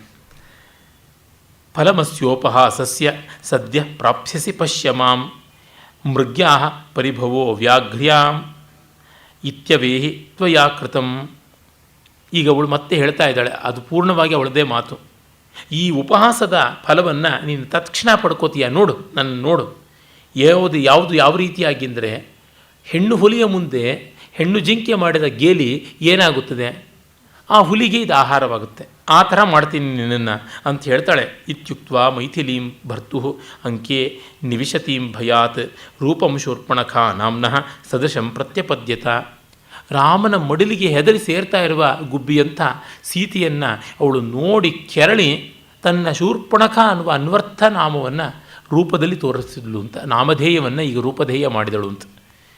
ಮರದಗಲದ ಉಗುರುಗಳು, ಇನ್ನೆಷ್ಟು ದೊಡ್ಡ ಶರೀರ, ಆ ರೀತಿಯಾಗಿ ಆಯಿತು ಅಂತ ಕವಿ ಹೇಳ್ತಾ ಇದ್ದಾನೆ. ಲಕ್ಷ್ಮಣ ಪ್ರಥಮಂ ಶ್ರುತ್ವ ಕೋಕಿಲಾ ಮಂಜುವಾದಿನೀಂ ಶಿವಾಘೋರಸ್ವನಾಂ ಪಶ್ಚಾತ್ ಬುಬುಧೆ ವಿಕೃತೇತಿತಾಂ. ಮೊದಲು ಕೋಕಿಲಾಲಾಪ ಮಾಡ್ತಾ ಬಂದವಳು ಇದೀಗ ಎಂಥದ್ದು, ಶಿವಾಘೋರಸ್ವನಾಂ, ಹೆಣ್ಣು ನರಿಯ ಊಳಿಡುವಂತೆ ಧ್ವನಿ ಮಾಡ್ತಾ ಇರೋದನ್ನು ನೋಡಿಯೇ ದೂರದಲ್ಲಿದ್ದ ಲಕ್ಷ್ಮಣನಿಗೆ ಇವಳು ರಾಕ್ಷಸಿ ಅಂತ ಗೊತ್ತಾಯಿತು. ಪರ್ಣಶಾಲಾಂ ಅಥ ಕ್ಷಿಪ್ರಂ ವಿಕೃಷ್ಟಾಸಿ ಪ್ರವಿಶ್ಯ ಸಹ ವೈರೂಪ್ಯ ಪೌನರುಕ್ತೇನ ಭೀಷಣಾಂ ತಾಮ ಯೋಜಯತ್. ತತ್ಕ್ಷಣವೇ ಆ ಎಡೆಗೆ ಬಂದು ಹಿರಿದ ಕತ್ತಿಯಿಂದ ಅವಳಿಗೆ ಕುರೂಪ ಇದ್ದದ್ದೇ ಮತ್ತಷ್ಟು ಇರುವಂತೆ ಮಾಡಿದ ಅಂತ. ವೈರೂಪ್ಯ ಪೌನರುಕ್ತಿಯೇನ, ಅವಳು ಏನು ಬಹಳ ಸುಂದರಿಯಲ್ಲ, ಮಹಾವಿಕಾರ. ಆ ವಿಕಾರಕ್ಕೊಂದು ಸಣ್ಣ ವಿಕಾರ ಮತ್ತೆ ಸೇರಿಕೊಳ್ತು, ಅದೇನು ದೊಡ್ಡದಲ್ಲ ಅಂತ. ಈಗಾಗಲೇ ಮಾಡಿರುವ ತಪ್ಪುಗಳಿಗೆ ಇನ್ನೊಂದಷ್ಟು ತಪ್ಪು ಸೇರಿಕೊಂಡಂತೆ ಅಂತ. ಕೊಳೆ ಬಟ್ಟೆಗೆ ಇನ್ನೊಂದಷ್ಟು ಕೊಳೆ ಸೇರಿದರೆ ಕೊಳೆ ಗೊತ್ತಾಗೋಲ್ಲ. ಆ ತರಹ ಯಥಾ ಹಿ ಮಲಿನೈರ್ವಸ್ತ್ರೈ ಯತ್ರ ತತ್ರೋಪವಿಶ್ಯತೆ ಏವಂ ಚಲಿತ ವೃತ್ತಸ್ತು ವೃತ್ತಶೇಷಂನ ರಕ್ಷತಿ ಅಂತ ಹೇಳ್ತಾರಲ್ಲ, ಹಾಗಾಯಿತು. ಸಾವಕ್ರ ನಖಧಾರಿಣ್ಯ ವೇಣುಕರ್ಕಶಪರ್ವಯ ಅಂಕುಶಾಕಾರಯ ಅಂಗುಲ್ಯ ತಾವತರ್ಜಯದಂಬರೆ. ಆಗ ಅವಳು ಆಕಾಶಕ್ಕೆ ನೆಗೆದು ತನ್ನ ಕೊಂಕಾದ ಉಗುರನ್ನು, ಅಂಕುಶದಂತೆ ಕೊಂಕಾದ ಉಗುರುಳ್ಳ ಬೆರಳನ್ನು, ಬಿದಿರಿನ ಗಳುವಂಥ ಬೆರಳನ್ನು ಇಟ್ಟು ಎಚ್ಚರ ಹೇಳ್ತಾಳಂತೆ. ಇಂಡೆಕ್ಸ್ ಫಿಂಗರ್ ಅಂತೀವಲ್ಲ, ತೋರ್ ಬೆರಳು ತರ್ಜನಿ, ಆ ತರ್ಜನಿಯ ಮೂಲಕ ತರ್ಜಯಾಮಾಸ ಅತರ್ಜಯತ್. ತರ್ಜನ ಅಂತಂದರೆ ಗದರಿಸೋದು, ಥ್ರೆಟನಿಂಗ್ ಅಂತೀವಲ್ಲ, ಅದು ತೋರು ಬೆರಳಿಂದ ನಿನಗೆ ಹೀಗೆ ಮಾಡ್ತೀನಿ ಅಂತ. ಆ ತೋರು ಬೆರಳಿನ 3 ಗಿಣ್ಣುಗಳು ಒಂದು ಬಿದಿರಿನ ಗಳುವಿನಂತೆ ಇತ್ತಂತೆ. ಆ ತುದಿ ಆನೆಗೆ ನಿಯಂತ್ರಣಕ್ಕೆ ಬಳಸುವ ಅಂಕುಶದಂತೆ ಇತ್ತು ಅಂತ ಹೇಳುವ ಮೂಲಕ ಆ ಅಕರಾಳ ವಿಕರಾಳ ರೂಪವನ್ನು ಕವಿ ತುಂಬ ಚೆನ್ನಾಗಿ ಧ್ವನಿಸಿದ್ದಾನೆ. ಆಮೇಲೆ ಆ ಪ್ರಸಂಗ ಹಾಗೆ ಮರೆತು ಬಿಡ್ತಾರೆ. ಮರೆಯದೇ ಇದ್ದಿದ್ದರೆ ಮಾಯಾಮೃಗ ಕಂಡು ಮರಳಾಗ್ತಾನೇ ಇರಲಿಲ್ಲ ಸೀತೆ. ಪ್ರಾಪ್ಯ ಚಾಶು ಜನಸ್ಥಾನಂ ಖರಾದಿಭ್ಯಸ್ತಥಾವಿಧಂ ರಾಮೋಪಕ್ರಮಮ ಚಖ್ಯೌ ರಕ್ಷಃ ಪರಿಭವಂ ನವಂ. ಆದರೆ ಇವಳು ಬಿಡೋದಿಲ್ವಲ್ಲ, ತನ್ನ ಜನಸ್ಥಾನದ 14,000 ರಾಕ್ಷಸರಿಗೆ ಹೋಗಿ ಅದನ್ನು ಹೇಳ್ತಾಳೆ. ಖರ ದೂಷಣ ತ್ರಿಶಿರಸ್ಕರಿಗೆ ಕೆರಳಿಸಿ ಬಿಡ್ತಾಳೆ. ಅವರೆಲ್ಲ ಬರ್ತಾರೆ, ಅವರೆಲ್ಲರೂ ನಾಶವಾಗ್ತಾರೆ. ಆ ಸಂದರ್ಭವನ್ನು ಹೇಳ್ತಾ ಇದ್ದಾನೆ ಕವಿ. ರಾಕ್ಷಸರಿಗೆ ಇದೊಂದು ಹೊಸ ಪರಾಭವ ಆಯಿತು, ತಮ್ಮ ಹೆಣ್ಣಿಗಾದ ಅವಮಾನ ಅಂತ ಅಂದುಕೊಂಡ್ರು. ಬರ್ತಾರೆ. ಮುಖಾವಯವಲೂನಾಂ ತಾಂ ನೈಋತ ಯತ್ಪುರೋದದು ರಾಮಾಭಿಯಾಯಿನಾಂ ತೇಷಾಂ ತದೇವಾಭೂತ ಮಂಗಲಂ. ಮೂಗು ಕುಯಿಸ್ಕೊಂಡ ಅವಳನ್ನು ಮುಂದಿಟ್ಟುಕೊಂಡು ಬಂದ ರಾಕ್ಷಸರಿಗೆ, ರಾಮನ ಕಡೆ ಯುದ್ಧ ಮಾಡೋಕ್ಕೆ ಬಂದವರಿಗೆ ಅವಳ ಮುಖದರ್ಶನವೇ ಅಮಂಗಳದ ಅಪಶಕುನವಾಯಿತು. ಹಾಗಾಗಿ ಅವರೆಲ್ಲ ಹಾಳಾದರು ಅಂತ.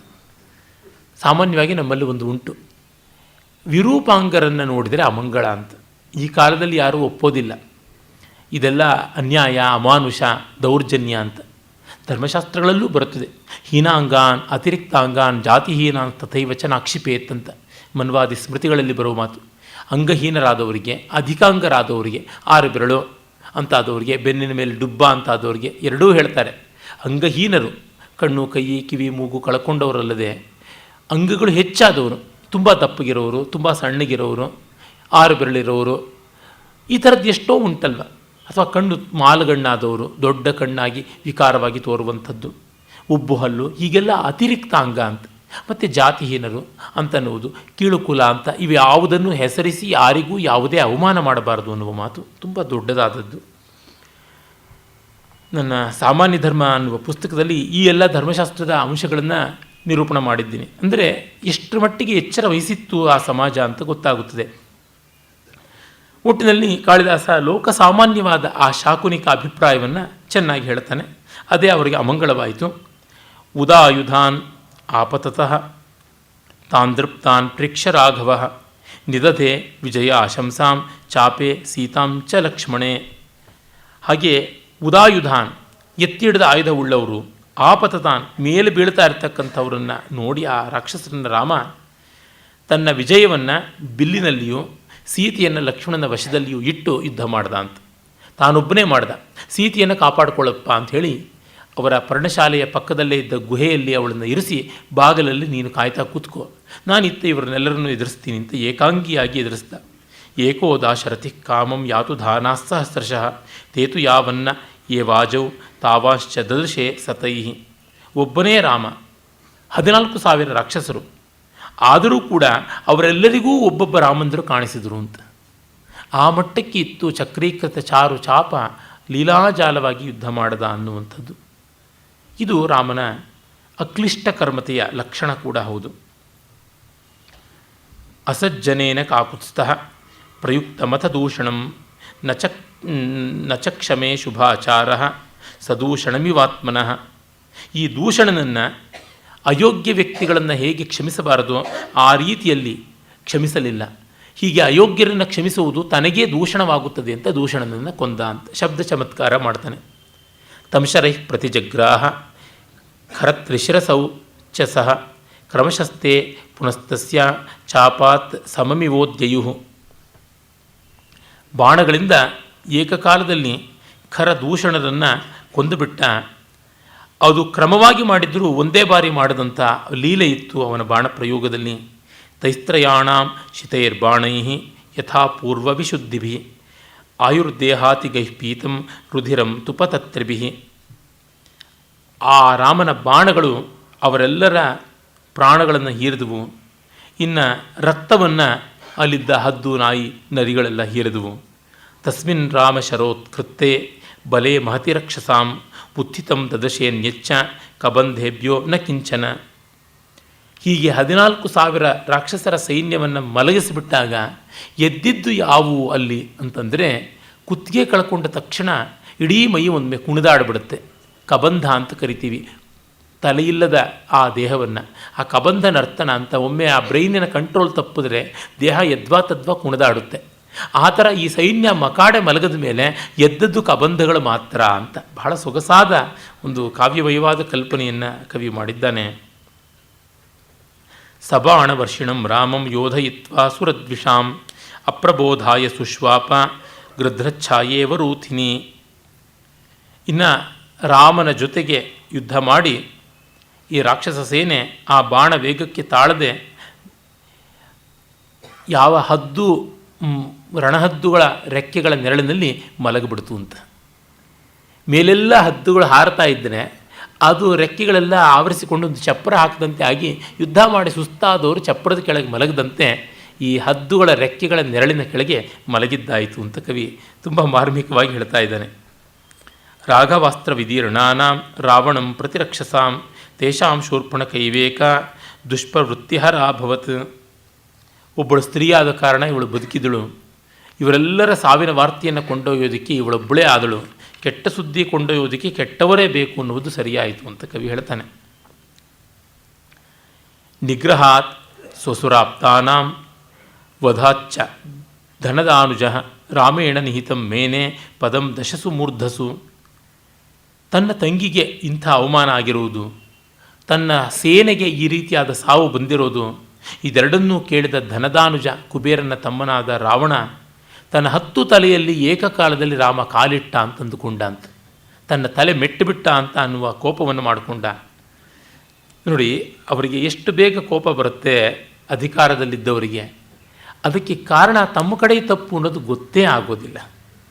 ರಕ್ಷಸ ಮೃಗರೂಪೇಣ ವಂಚಯಿತ್ವಾ ಸ ರಾಘವಂ ಜಹಾರ ಸೀತಾಂ ಪಕ್ಷೀಂದ್ರ ಪ್ರಯಾಸ ಕ್ಷಣ ವಿಘ್ನಿತ. ಇಡೀ ಸೀತಾಪಹರಣವನ್ನು ಒಂದೇ ಶ್ಲೋಕದಲ್ಲಿ ಹೇಳಿಬಿಟ್ಟಿದ್ದಾನೆ. ರಕ್ಷಸ ಮಾರೀಚನಿಂದ ಮೃಗರೂಪೇಣ ವಂಚಯಿತ್ವ, ರಾಮನನ್ನು ಮಾಯಾಮೃಗದ ರೂಪದಲ್ಲಿ ವಂಚಿಸಿ ರಾಮಲಕ್ಷ್ಮಣರನ್ನೆಲ್ಲ ಸೀತೆಯನ್ನು ಅಪಹರಿಸ್ತಾನೆ. ಮಧ್ಯದಲ್ಲಿ ಜಟಾಯು ಬರ್ತಾನೆ. ಪಕ್ಷೀಂದ್ರ ಪ್ರಯಾಸ ಕ್ಷಣ ವಿಘ್ನಿತ, ಆ ಪಕ್ಷಿರಾಜನಿಂದ ಕ್ಷಣಕಾಲ ತಡೆಯಲ್ಪಟ್ಟವನಾದ, ಮತ್ತೆ ಹೋಗೇ ಬಿಟ್ಟ ಮುಂದೆ ಅಂತ. ಅಂದರೆ ಪಾಪ ಜಟಾಯು ಗತಾಯುವಾದ, ಎಷ್ಟು ಮೋಘ ಪ್ರಯತ್ನವಾದರೂ ಅಮೋಘ ಪರಾಕ್ರಮವನ್ನು ತೋರಿಸ್ತ. ಈ ಬಗೆಗೆ ಬಹಳ ಚೆನ್ನಾಗಿ ಈ ಹನುಮನ್ ನಾಟಕದಲ್ಲಿ ಬರುತ್ತೆ. ಜಟಾಯು ರೆಕ್ಕೆ ಮುರ್ಕೊಂಡು ಬಿದ್ದರೂ ಅವನ ಕೀರ್ತಿ ಮಾತ್ರ ಮೇಲೆ ಮೇಲೆ ಮೇಲೆ ಮೇಲೆ ಹೋಗಿ ಸಪ್ತ ಊರ್ಧ್ವಲೋಕಗಳಲ್ಲಿಯೂ ನೆಲೆಯಾಯಿತು ಅಂತ. ತುಂಬ ಸೊಗಸಾದ ಆ ವಿರೋಧ ಅಲಂಕಾರವನ್ನು ಕವಿ ಪಾಲಿಸಿದ್ದಾನೆ. ತೌ ಸೀತಾನ್ವೇಷಿಣೌ ಗೃಧ್ರಂ ಲೂನಪಕ್ಷಮಪಶ್ಯತಾಂ ಪ್ರಾಣೈರ್ದಶರಥ ಪ್ರೀತೇ ಅನಡಂ ಕಂಠವರ್ತಿಭಿ. ಸೀತೆಯನ್ನು ಹುಡುಕಿಕೊಂಡು ರಾಮ ಲಕ್ಷ್ಮಣರು ಹೊರಟಾಗ ದಾರಿಯಲ್ಲಿ ಕುಟುಕು ಜೀವ ಇಟ್ಟುಕೊಂಡಿದ್ದ ಆ ಜಟಾಯು ಕಾಣಿಸ್ತಾನೆ. ಆ ದಶರಥನ ಸ್ನೇಹಿತ ಅವನು.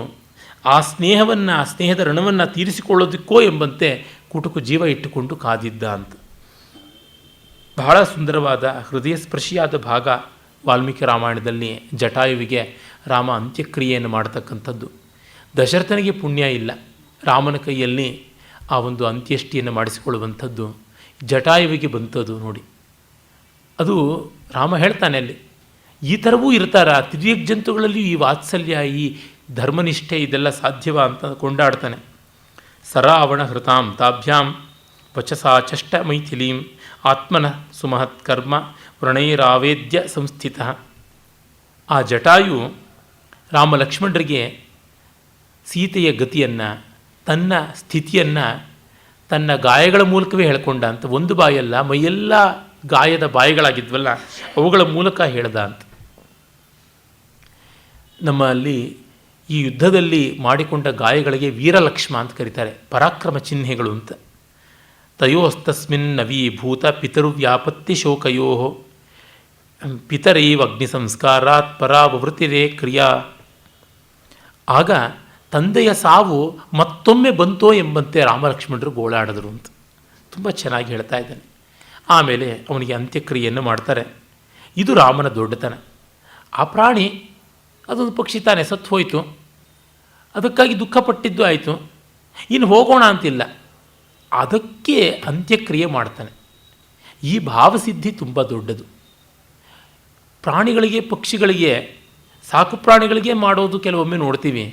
ಕಾಡಿನ ಒಂದು ಹದ್ದಿಗೆ ಮಾಡುವಂಥದ್ದು, ರಣಹದ್ದಿಗೆ ಮಾಡುವ ಅಂತ್ಯಕ್ರಿಯೆ ಇದೆಯಲ್ಲ, ಅದು ಸೀತೆಯನ್ನು ಕಳ್ಕೊಂಡು ಹೋಗ್ತಾನೆ.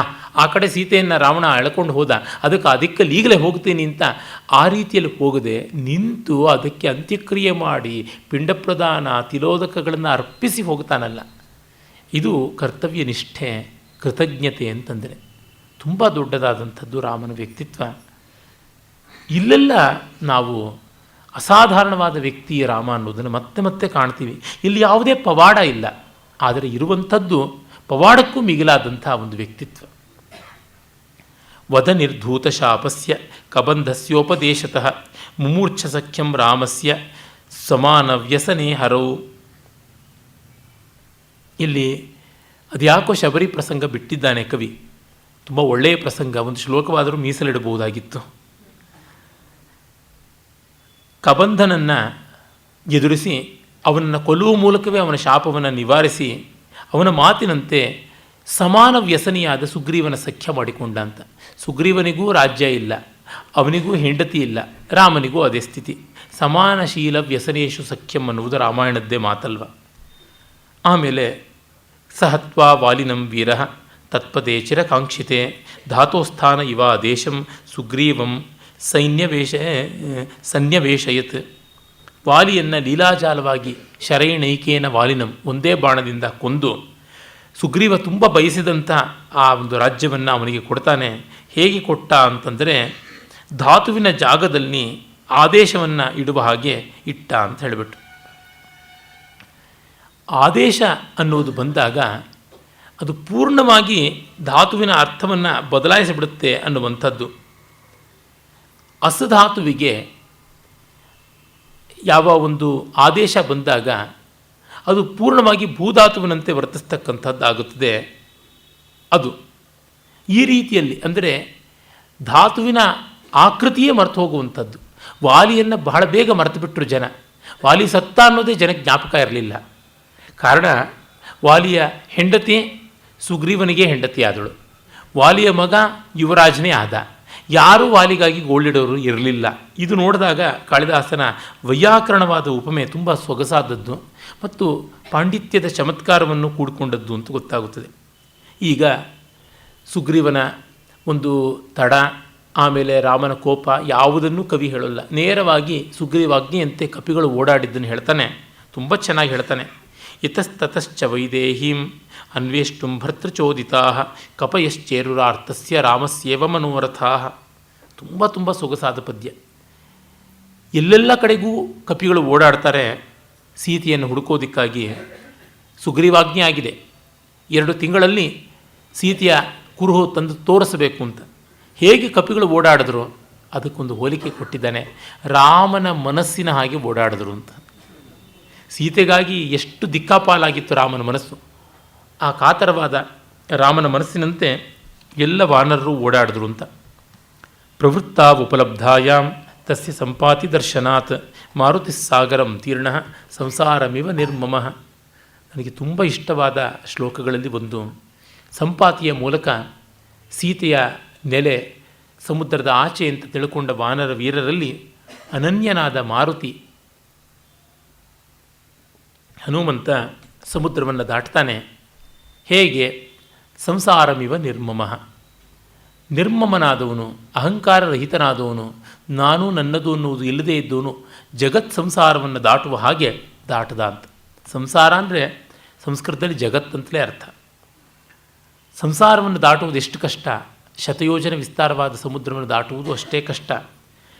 ಮತ್ತು ಆ ಸಮುದ್ರ ದಾಟುವಾಗ ಮೈನಾಕ ಪರ್ವತದ ಅಧಿಭೂತ ವಿಜ್ಞ, ಆಮೇಲೆ ಸುರಸೆಯ ಅಧಿದೈವ ವಿಘ್ನ ಮತ್ತು ಸಿಂಹಿಕೆಯ ಅಧ್ಯಾತ್ಮ ವಿಘ್ನ, ಈ 3 ವಿಘ್ನಗಳನ್ನು ಅವನು ದಾಟಿಕೊಂಡು ಹೋದ ಅಂತ. ಸಂಸಾರದಲ್ಲಿಯೂ ಅದೇ ಥರ ಅಧಿಭೂತ ಅಧಿದೈವ ಅಧ್ಯಾತ್ಮದ ಬೇರೆ ಬೇರೆ ವಿಘ್ನಗಳು ಬರುತ್ತವೆ. ಹಿಂದೆಯೇ ಕಾಳಿದಾಸನ ಕಾವ್ಯ ಸಂಸ್ಕೃತಿ ಉಪನ್ಯಾಸ ಮಾಲಿಕೆಯಲ್ಲಿ ಈ ಎಲ್ಲ ಕ್ರಮಗಳನ್ನು ವರ್ಣಿಸಿ ಹೇಳಿದ್ದರಿಂದ ನಾನಿಲ್ಲಿ ಮತ್ತೆ ವಿಸ್ತರಿಸ್ತಾ ಇಲ್ಲ.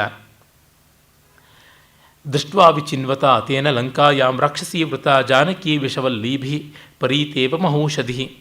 ಸೀತೆಯನ್ನು ಹುಡುಕ್ತಾ ಅಶೋಕವನಕ್ಕೆ ಬಂದಾಗ ಆ ವನದಲ್ಲಿ ಸೀತೆ ವಿಷವಲ್ಲಿಗಳ ನಡುವೆ, ವಿಷಭರಿತವಾದ ಲತೆಗಳ ನಡುವೆ ಇರುವ ಸಂಜೀವನಿಯ ಹಾಗೆ ಕಾಣಿಸಿದಳು ಅಂತ. ಆ ರಾಕ್ಷಸಿಯರ ಕಾವಲು ಹಾಗಿತ್ತು. ಅದು ವನ, ಸೀತೆ ಅಲ್ಲಿದ್ದ ಅಮೃತ ಬಳ್ಳಿಯ ಹಾಗಿದ್ದಳು. ತಸ್ಯೈ ಭರ್ತುಃ ಅಭಿಜ್ಞಾನಂ ಅಂಗುಲೀಯಂ ದದೌ ಕಪಿಃ ಪ್ರತ್ಯುದ್ಗತಮಿವಾನುಷ್ಣೈ ತದಾನಂದಾಶ್ರುಬಿಂದುಭಿಃ.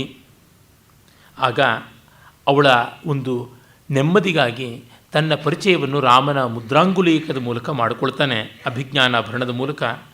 ಅದನ್ನು ನೋಡಿದಾಗ ಅವಳು ಆನಂದ ಬಾಷ್ಪಗಳಿಂದ ಅದನ್ನು ಸ್ವೀಕರಿಸಿ ಅದೇ ಆ ಒಂದು ಉಂಗುರಕ್ಕೆ ಮಾಡ್ತಾ ಇರುವ ಸತ್ಕಾರ ಅನ್ನುವಂತೆ ಭಾವಿಸಿಕೊಂಡ್ಳು ಅಂತ.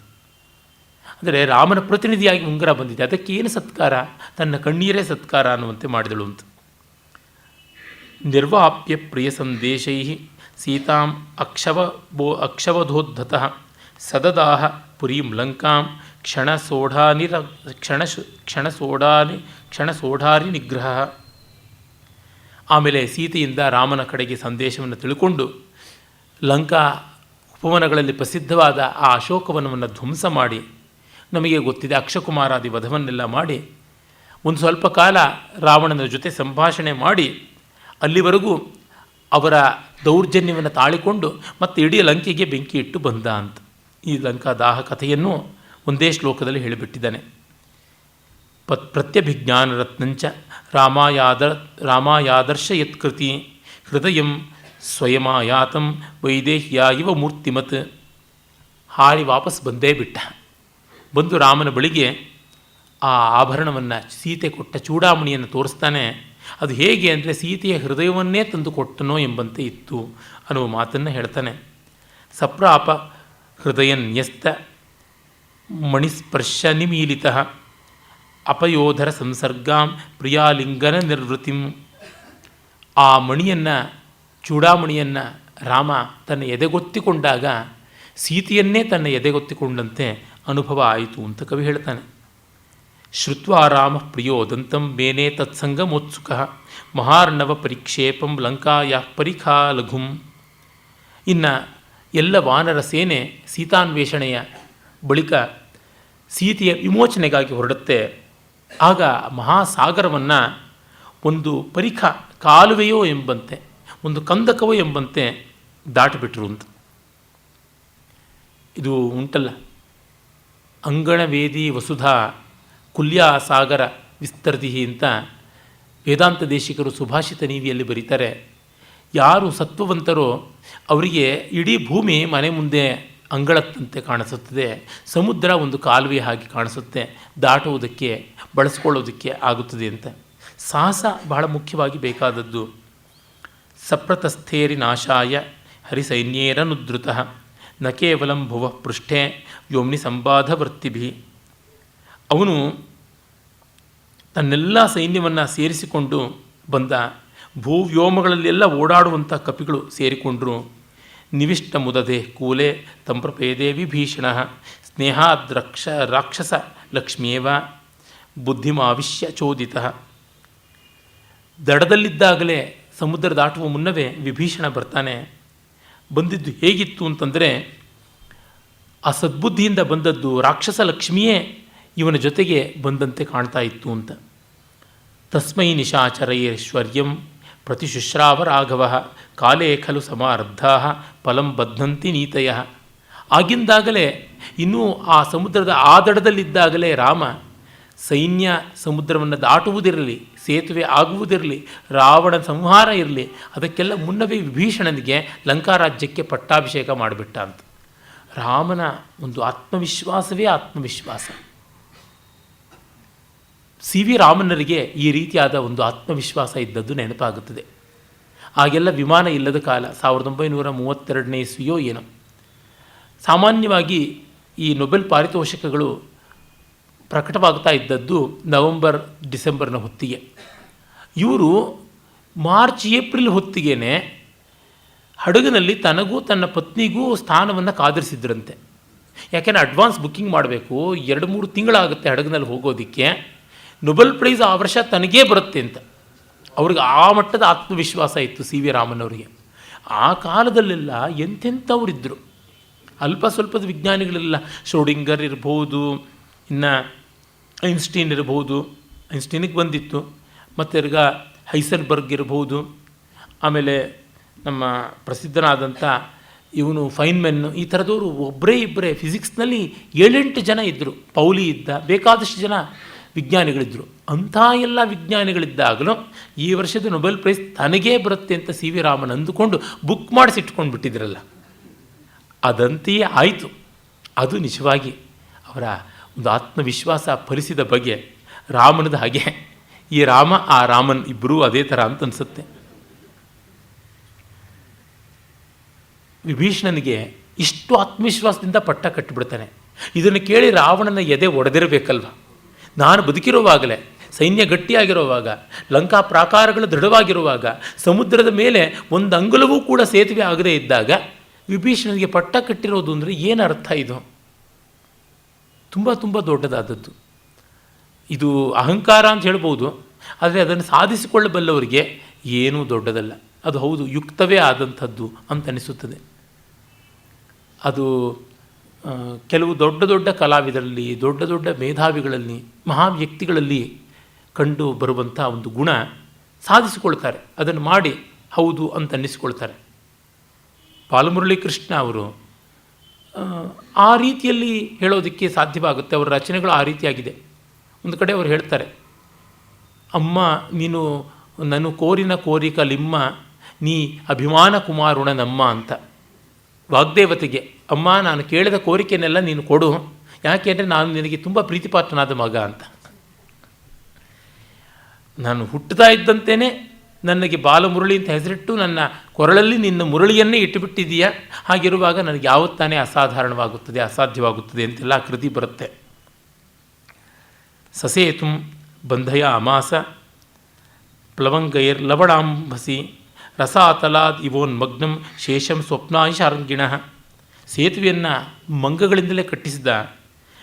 ರಸಾತಳದಲ್ಲಿ, ತಳಾತಳದಲ್ಲಿದ್ದ ಆದಿಶೇಷ ಅವನು ಮತ್ತೆ ಹೊರಕ್ಕೆ ಬಂದಂತೆ, ಅಂದರೆ ಮಹಾವಿಷ್ಣುವಿನ ಶಯನಾಗಾರಕ್ಕೆ ಹಾದು ಹೋದಂತೆ ಕಾಣಿಸ್ತು ಅಂತ. ಮಹಾವಿಷ್ಣುವಿನ ಶಯನಾಗಾರ ಅಂದರೆ ಸಮುದ್ರ. ಪಾತಾಳದಲ್ಲಿ ಭೂಮಿಯನ್ನು ಹೊರತಾ ಇದ್ದ ಆದಿಶೇಷ ಮಹಾವಿಷ್ಣುವಿನ ಶಯನಾಗಾರವಾದ ಸಮುದ್ರಕ್ಕೆ ಬರಬೇಕು ಅಂದರೆ ಹೀಗೆ ಮೈ ಚಾಚಿಕೊಂಡು ಬರಬೇಕಲ್ಲ, ಆ ಮೈ ಚಾಚಿಕೊಂಡು ಬಂದಂತೆ ಸೇತುವೆ ಚಾಚಿಕೊಳ್ತು ಸಮುದ್ರದಲ್ಲಿ ಅಂತ. ತುಂಬ ಒರಿಜಿನಲ್ ಇಮೇಜರಿ. ಕುವೆಂಪು ಅವರು ತಮ್ಮ ರಾಮಾಯಣ ದರ್ಶನದಲ್ಲಿ ಇದನ್ನು ಹಾಗೆ ಬಳಸ್ಕೊಂಡಿದ್ದಾರೆ. ಆದಿಶೇಷನು ಲಕ್ಷ್ಮಿಯ ಶಯನಾಗಾರಕ್ಕೆ ಹೋಗುವಂತೆ ಅಂತ. ಅಲ್ಲಿ ಒಂದು ಕಡೆ ಅನೌಚಿತ್ಯ ಆಗಿದೆ. ಲಕ್ಷ್ಮಿಯ ಶಯನಾಗಾರ ಅಂತ ಹೇಳಬಾರ್ದಾಗಿತ್ತು, ಮಹಾವಿಷ್ಣುವಿನ ಶಯನಾಗಾರ ಅಂತ ಹೇಳಬೇಕಾಗಿತ್ತು. ಇಲ್ಲಿ ಶಾರಂಗಿಣ ಅಂತ ತುಂಬ ಚೆನ್ನಾಗಿ ಕವಿ ಬಳಸಿದ್ದಾನೆ.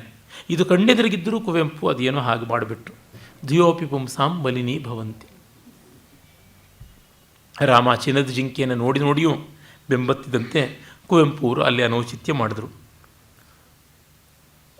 ತೇನೋತ್ತೀರ್ಯ ಪಥಾ ಲಂಕಾಂ ರೋಧಯಾಮಾಸ ಪಿಂಗಲೈ ದ್ವಿತೀಯಂ ಹೇಮಪ್ರಾಕಾರಂ ಕುರ್ವದ್ಭಿರಿವ ವಾನರೈ.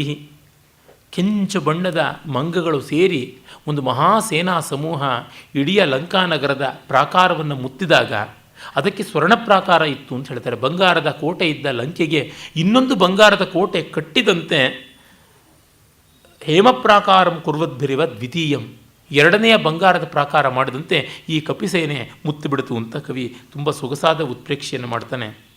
ರಣಃ ಪ್ರವೃತೆ ತಸ್ಯ ತತ್ರ ಭೀಮ ಪ್ಲವರಕ್ಷಸಾಂ ದಿಗ್ವಿಜೃಂಭಿತ ಕಾಕುತ್ಸ್ಥ ಪೌಲಸ್ತ್ಯಜೈ ಘೋಷಣ.